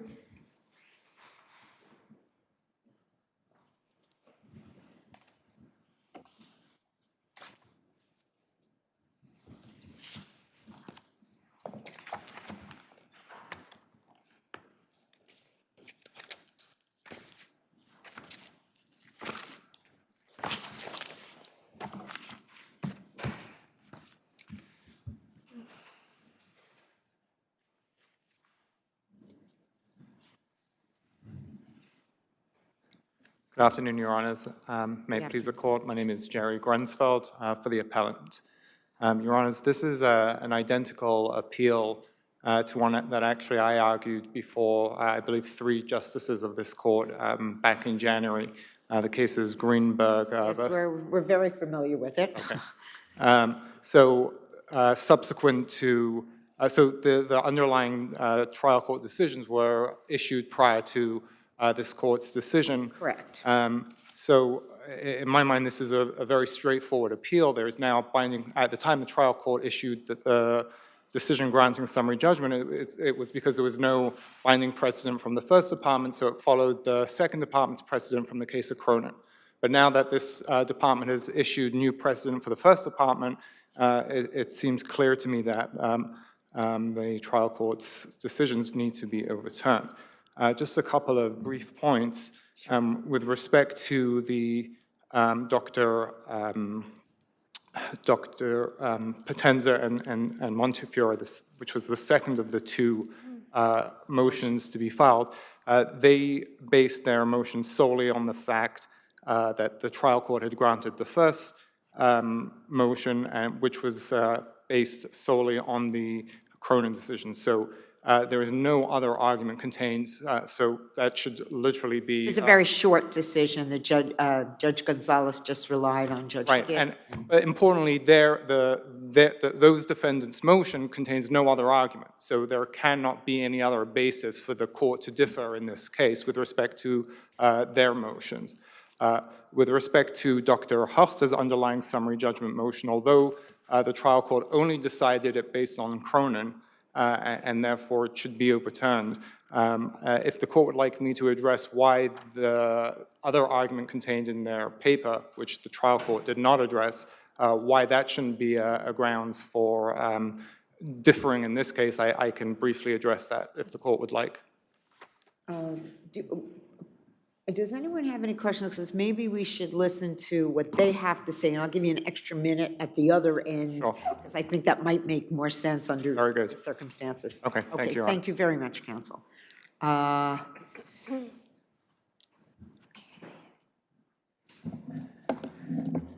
afternoon, Your Honors. I'm Judy Shalmetzi from Wilson-Elser. I would like to start with why I think this case is different from Greenberg, and I think that that has to do with the fact that there were multiple documents relating to end-of-life care that had Counsel, been even if there are factual distinctions from Greenberg, doesn't Greenberg require that the motion for summary, that a reversal of the grant of the motion for summary judgment, and then the distinctions that you want to draw as a factual matter between your case and Greenberg would proceed in the course of trial and other proceedings? 2 points about that, Your Honor. I think that if Greenberg does not control, then contrary to counsel's argument, the other arguments are properly before this court only because of the way that the matter played out. But if not, if this court does not think that that's true, I think that certainly a second summary judgment motion is where the case would have to pick up at the trial level. And that's, of course, there's no one motion rule for summary judgment. So if there was going to be another summary judgment motion, given the procedural history here, There's I a think change that in the would be law, proper. right? I'm sorry, Your Honor. There was a change in the law. We're recognizing a different kind of cause of action. Arguably, right? So if I'm losing on the Greenberg thing, then yes. Well, and then, but going back to that, how do you distinguish Greenberg? So I do think that the healthcare proxy, rather than the original older living will, governs, and the healthcare proxy directs that care be given to the fullest extent. And in addition, in fact, you have a family that is involved in the day-to-day care and is, as is documented in the medical records contemporaneously, is aware. So you would have us find as a matter of law that the healthcare proxy takes effect over the elder living will? I think that cannot be avoided on summary judgment, Your Honor. It's not a matter of law like a 3211 motion. I think the other issues in the case are more 3211 in type. But I do think that as a matter of summary judgment, if we're going to examine the case, and again, for the first time only because of how we got here, or else we make the motion again before the trial court and come back perhaps with these factual issues better fleshed out. But I do think that the subsequent, the 2016 healthcare proxy has to govern, and that the documents that we submitted establish that. But there are multiple documents here that were signed. There were changes made at different times. There were documents signed by the son and the doctor. Why should we now just pick one document at this time on this incomplete record as opposed to let it develop below under Greenberg and then come back and make those determinations? Well, I don't think that the documents are inconsistent and they are linear. Right? So there is an older 93 living will, there's a newer healthcare proxy, and then there's the DNR that is not inconsistent with the healthcare proxy. So let me ask you about Dr. Potenza acknowledged that the directive in a treatment record dated April 16, 2017 said the patient is DNR/DNI and the family wants only comfort care. That's at page 167 of the record. Where does that fit into what you're telling us? Which you would have us decide this is a matter of law, that there was supposed to be care. Again, Your Honor, I'm just resisting a little bit the terminology as a matter of law. On summary judgment, I would have this court, if I had my way, decide a summary judgment motion in this case, and having established prima facie our entitlement and the plaintiff having failed to raise a question. But doesn't something like what Dr. Potenza said create a classic issue of fact? Well, so also in the record at 158 is the family's request on 418 to continue antibiotics. Right, so they're requesting comfort care, but comfort care does not mean no antibiotics. Comfort care means most often. There isn't expert testimony on that. I mean, what you say makes sense to me, but is there expert testimony on that we could sort of hang our hat on? It's not a standard of care. Actually, the whole case is not a standard of care question. It's not a med mal issue, really. The reality is that the records document the daughter who is the proxy, requesting that antibiotics be continued, and that is what was done. And so, again, just on the record before us, 158 of the record, the daughter says continue antibiotics, which is the care that was rendered. Was the continuation of the antibiotics As a result of that, did the decedent live longer? I think it was 3 weeks or so, isn't that right? We did not raise, I know that was a big issue in the earlier case, but we did not raise the proximate cause argument on this appeal, and I would not expect this court to, even if it were to rule in my favor, for it to be on those grounds, because we did not raise that. Okay, Thank you, Your Honors. thank you.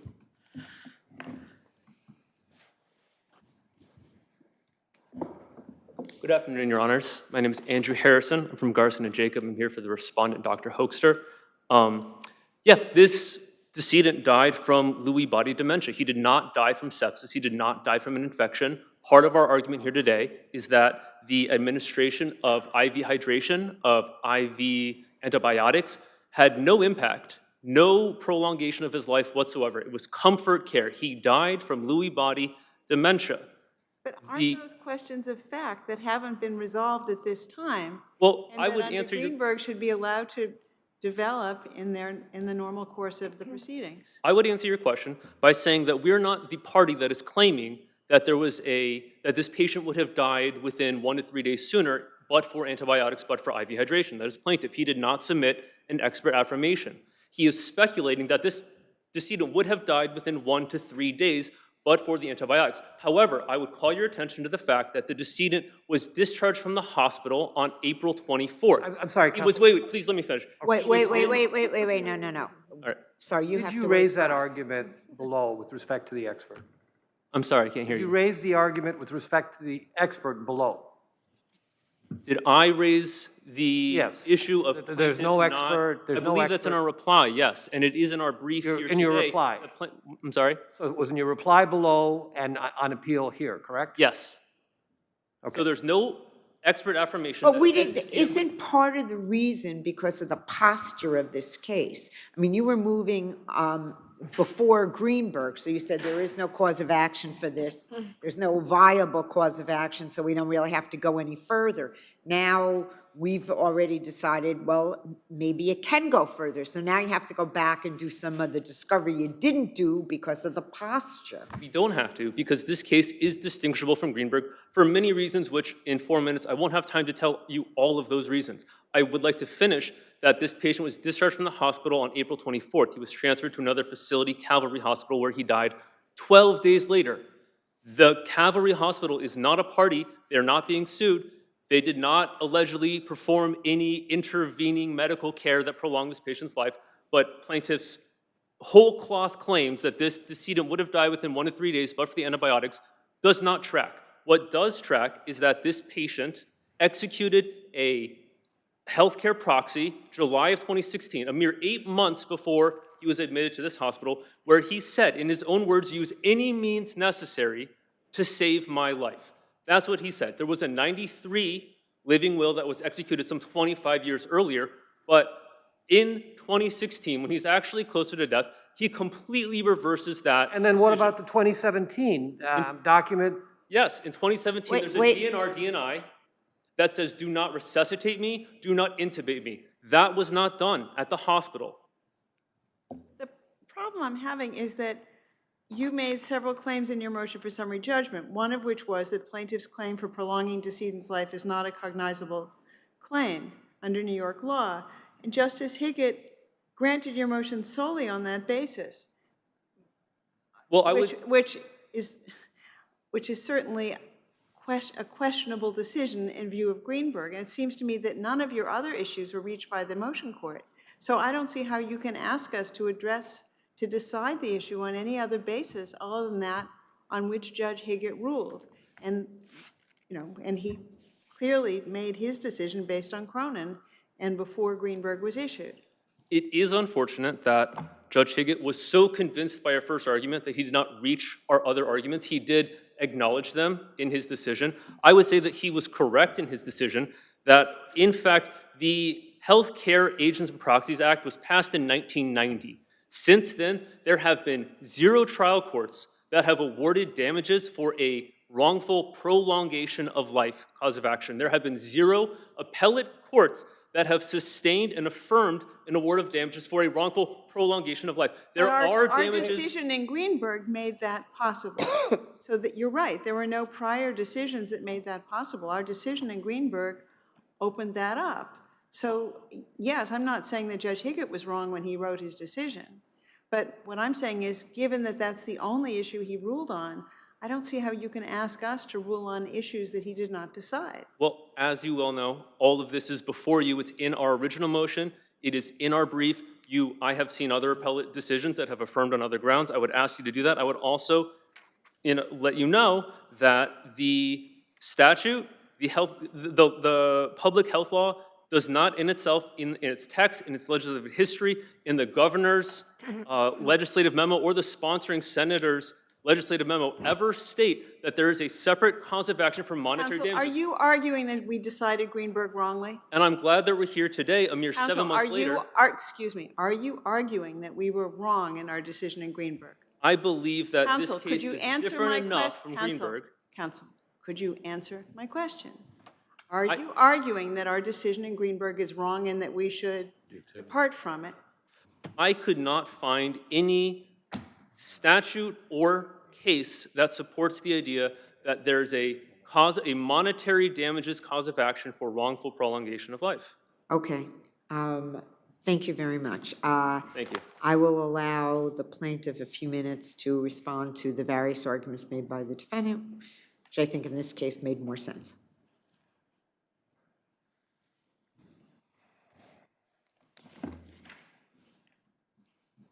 Thank you, Your Honors.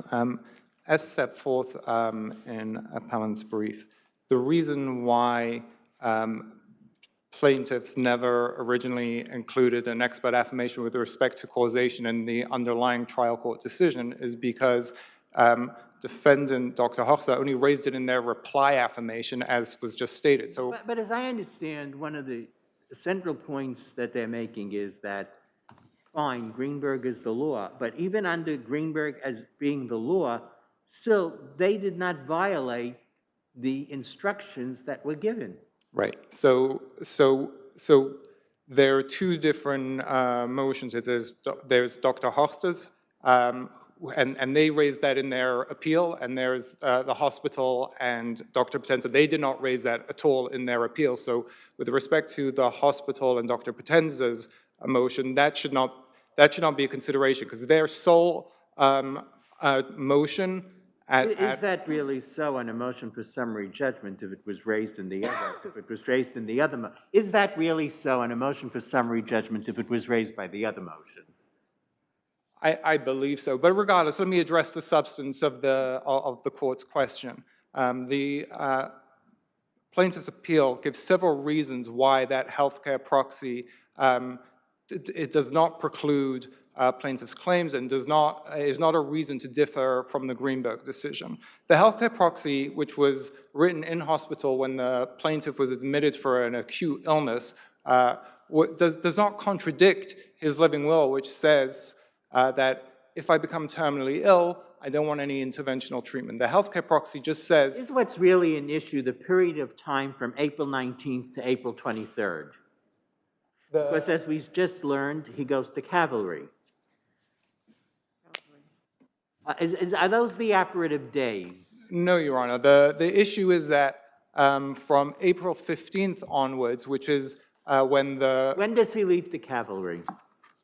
I don't recall off the top of my head, but Your Honor, to me that would not be the determinative issue, if I could explain why.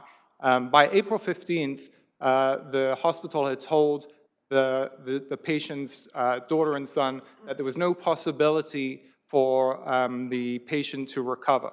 At that point, the children who were his healthcare proxy told the hospital, okay, as per his living will, and we're his healthcare proxy, do not provide him any interventional care.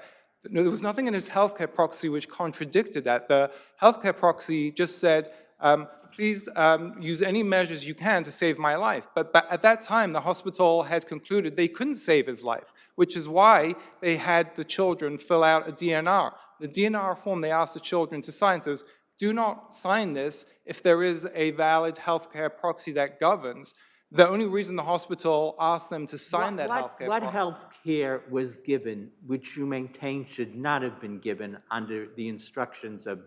Right. So it was 5 doses of antibiotics, 2 IV hydrations. Those are the interventional treatments. Right, so that's the issue. Are they interventional treatments or is it comfort care? No, that's interventional treatment. There's absolutely Antibiotics and hydration. correct. There's absolutely no need to give antibiotics for comfort care. There are myriad measures, myriad treatments that can be given to provide comfort when someone is aspirating without giving them antibiotics. Antibiotics doesn't directly provide comfort care. The way antibiotics would ultimately provide comfort care is because it starts to reverse your symptoms. But that's not what... Wouldn't we need expert evidence in terms of these issues? I mean, these issues are things that can't be decided. Of course, I'm not asking this court to award plaintiff summary judgment. The plaintiff is just asking, the appellant is just asking this court to adhere to the Greenberg decision because this case is identical. The underlying motion... So would you not have to present such expert testimony or affidavits, et cetera, in response to plaintiff's motion? If they had raised that in their summary judgment motions, we would have. They didn't until one of them didn't do it at all, and the other one only did it in their reply when we didn't have a chance to respond. What about the note from the licensed clinical social worker on April 21st, 2017, which indicates that the family approved of the plan and the family wants to continue to focus on comfort and continue the cavalry process? They want to aggressively manage his pain, continue antibiotics, and treat his agitation delirium. Right. So in the... And that the son and daughter are in agreement with this plan. Right. So in the underlying motion practice, which is on the record before this court, there was an affidavit from the children denying that they ever stated that, and other records, which are also part of this court's record, say the exact opposite, which say the children say they only want comfort care. So there are contradictory pages in the record, and that creates a question of fact, which precluded summary judgment, or should have precluded summary judgment. But again, none of this was raised except... So at the end, the care that you complain about is the fact that some number of days of antibiotics were provided and hydration. Correct. There was other interventional treatment, but that probably would not have, there probably wouldn't be a cause. For example, there were blood draws, but that's not a causation claim. The interventional treatment where there is a causation claim is 5 doses of antibiotics and 2 IV hydration rounds. Okay. All right, thank you. Thank you all. Thank you, Your Honor. The last case for oral argument is Cole versus Loma Negra. Justice Friedman is disqualified from that case, and he will be leaving us.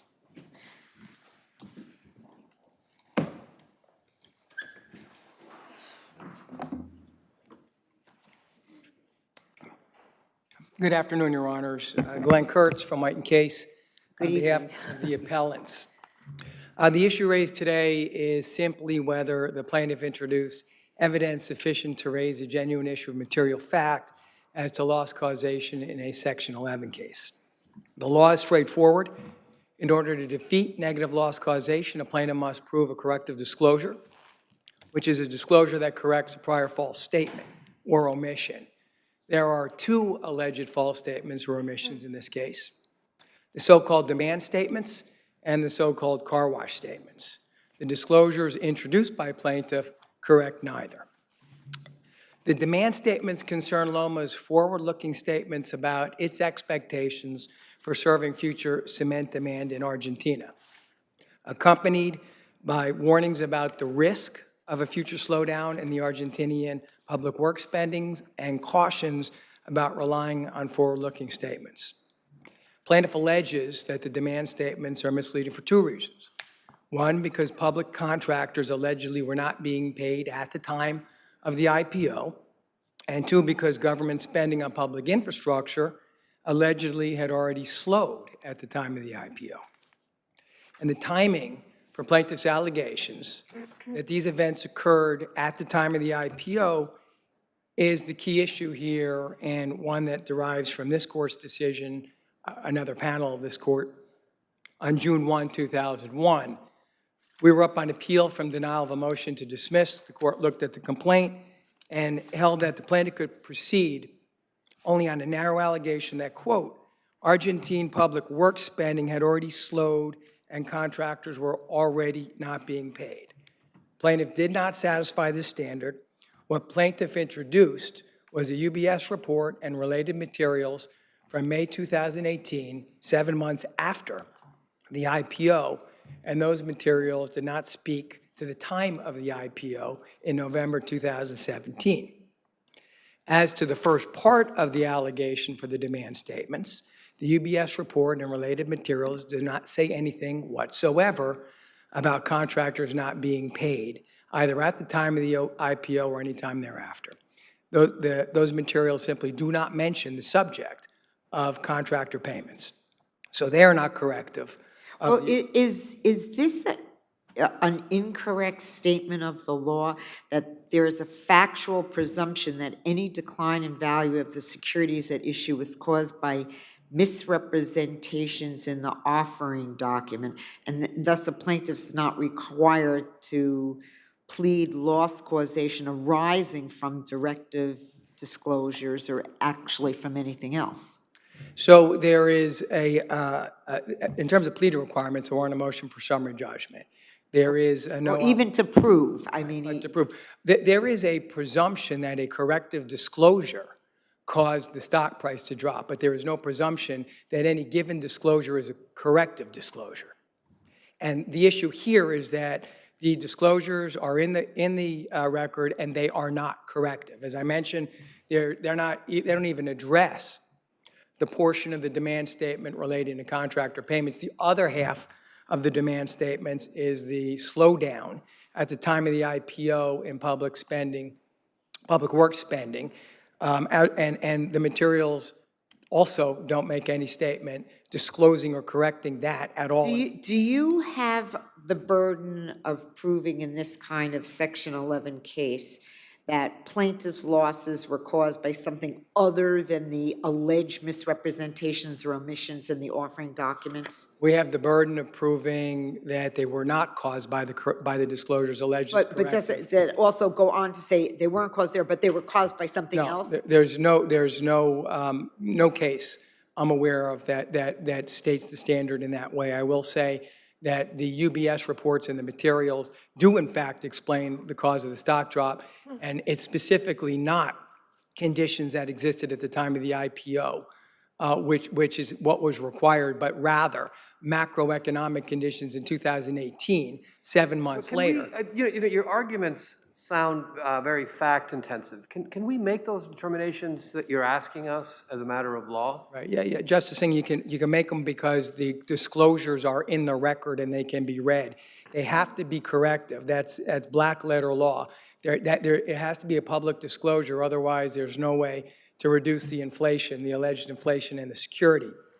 You look, and there's case after case, and we cited them, that looks even on motions to dismiss and says, we'll look to what's alleged as corrective. If it does not correct a prior false statement or omission, then it's not a corrective disclosure and negative loss causation is established.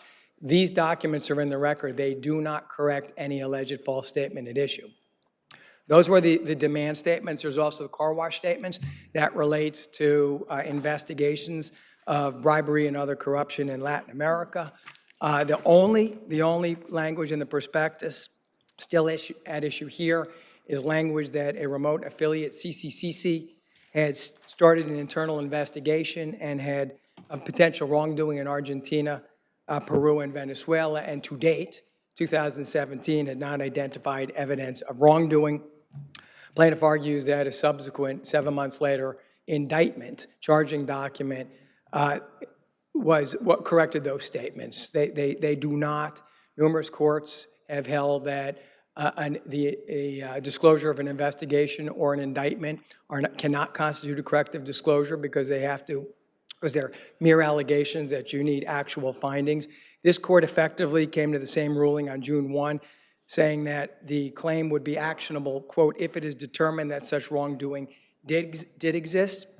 That is the law because a party charged with criminal conduct might not be guilty, and if the party charged with wrongdoing is not successfully prosecuted, meaning there is no finding of actual wrongdoing, then the prior statement or omission is not false. So in simple terms, the allegation is not a fact, an allegation is not a fact, and therefore an unproven allegation of wrongdoing is not corrected by, if there's no finding of wrongdoing ultimately, and I think all the well-reasoned cases come down that way. Okay, let's hear from counsel, and we'll give you a few minutes. Thank you. You have a few minutes to respond. Thank you.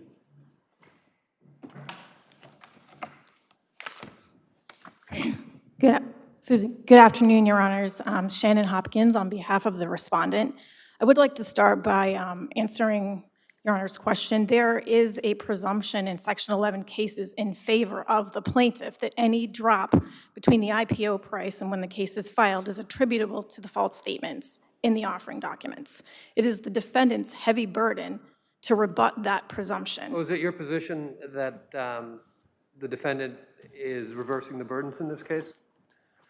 Yes, Your Honor. I mean, the presumption is not for the defendants to show that the disclosure is not corrective. The defendant has to show that the entire, and in this case, 52% drop from January to May was caused by something else. You did have to show something else. Yes. I mean, that was what I asked. Yes, and yes, Your Honor, and the defendant's entire appeal is based on a dispute of fact as to the plaintiff's testimony and the parties' differing interpretations of two of the pieces of evidence that were offered at summary judgment. And I'd like to point out, Your Honors, defendant moved for summary judgment on negative causation grounds after it had received all of the plaintiff's discovery, but before defendant had produced any discovery to plaintiff. Throughout defendant's brief, it makes factual arguments about knowability, causes of the stock price, yet, yes, stock price drops, yet it has put forth— Is there any expert testimony on these issues? No, Your Honor. Defendants put forth no expert testimony in support of their arguments. Defendants haven't even addressed our— So presumably the reason they don't is because they say it's your burden, correct?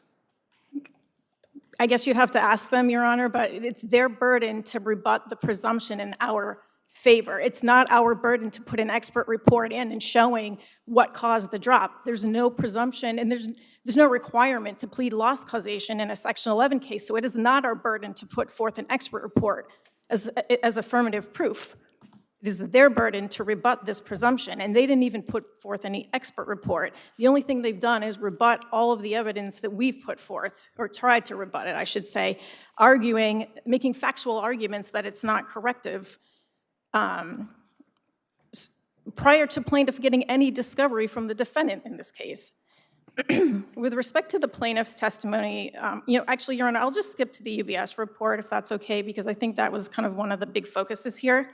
The May 13th, 2018 UBS report discloses for the first time to U.S. investors, this is the first English article to U.S. investors, discloses that that the government, the Argentine government is running out of funds, that the government is making cuts to reduce the overall fiscal deficit.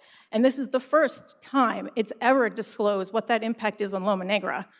Plaintiff's theory, and as pled in the complaint, is that this all started in 2017 prior to the IPO. The first disclosure was the July 2017 disclosure that Your Honors cited in your opinion, well, not Your Honors, but this court cited in its opinion, finding that plaintiff had alleged sufficient evidence to show knowability at the time of the IPO that the government was cutting contractor payments, if these facts were true.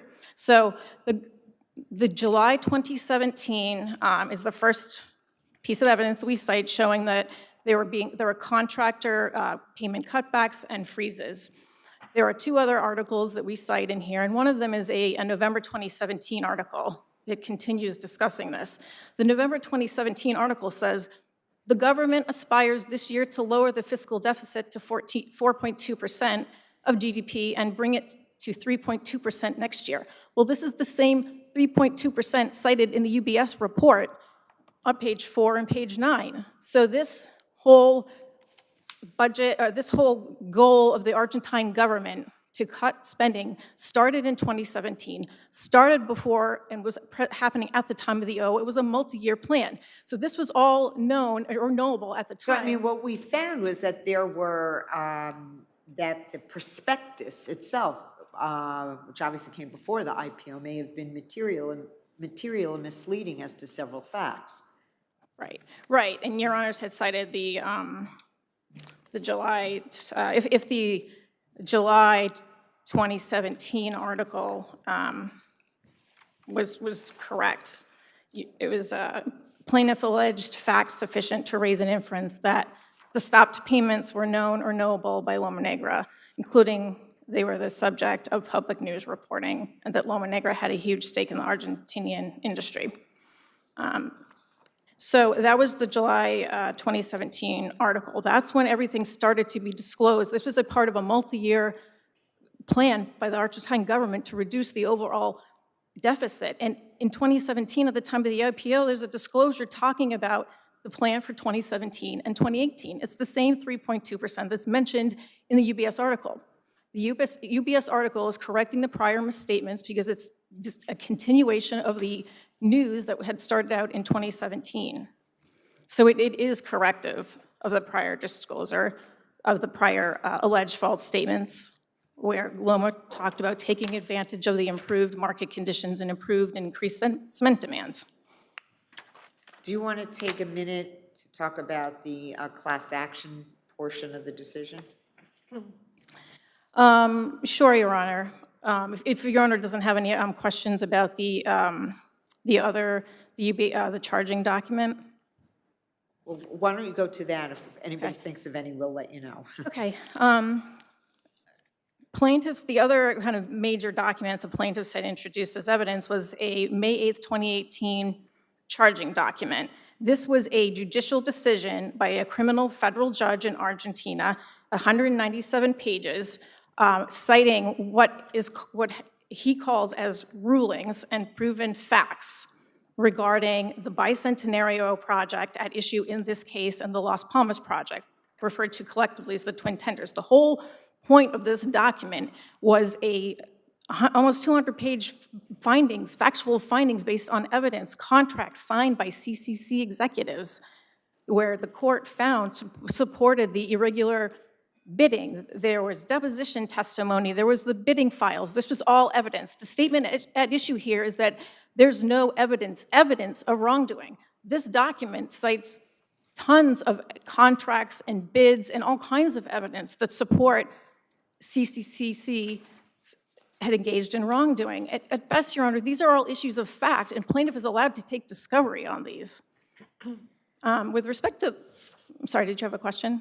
No, but your time is up. Oh, I'm sorry. No, the red light is on, so does anyone else have a question? Did you not want me to answer the class certification one? Or Well, you can take 30 seconds. I was trying to get you to do that before the time ran out, but that's... Well, the only thing I would say about class certification here, all plaintiff needs to show is that he suffered the same injury as the rest of the class, meaning the plaintiff suffered losses because he bought pursuant or traceable to the IPO, documents which contain false statements. It doesn't matter who bought when. It is, did you buy pursuant to the IPO the same false registration statement and suffer losses? Okay, thank you. Counsel, you have a couple minutes to respond. Your Honors, let me start with the car wash statements first. It is a charging document. It is not a finding, any more so than when a prosecutor thinks he's found enough or she's found enough to prosecute a claim. I should note that it's been 5 years since the IPO and 4.5 years since the May indictment, and no one from CCCC has been convicted of any wrongdoing, and presumably never will be. The presumption issue came up. It is not true. There's a presumption that any drop in stock price is due to misleading statements. Stock prices literally move by the minute. And the only drop that matters is that which follows a corrective disclosure, so it has to be corrective. We cited, the cases are legion. There must be 8 to 10 cases in our brief ruling on either motion to dismiss or summary judgment on negative loss causation based on the record, specifically that the alleged corrective disclosures, in fact, didn't correct.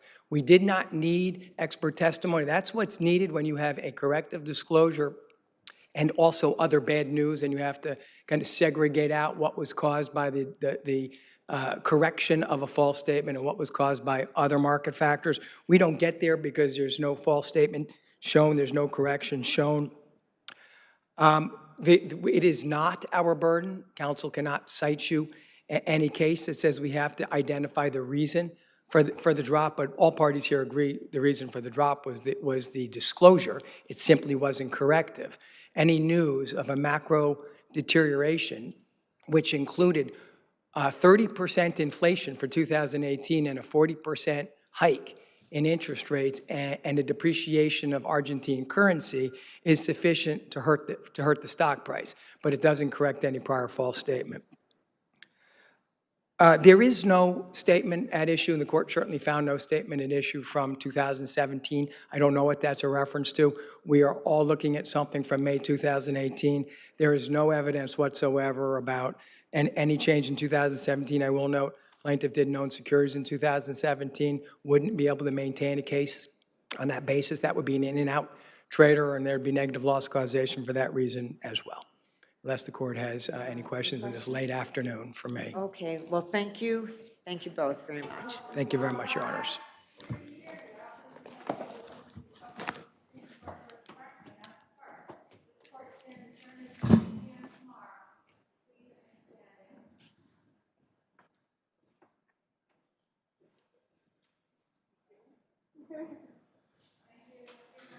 Thank you very much. Hello. 3.5.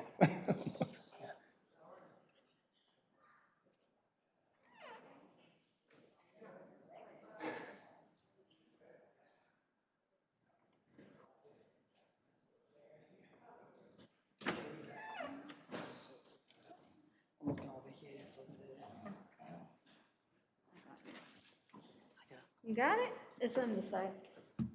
Oh, I turned it off from here. Everybody's happy. Right.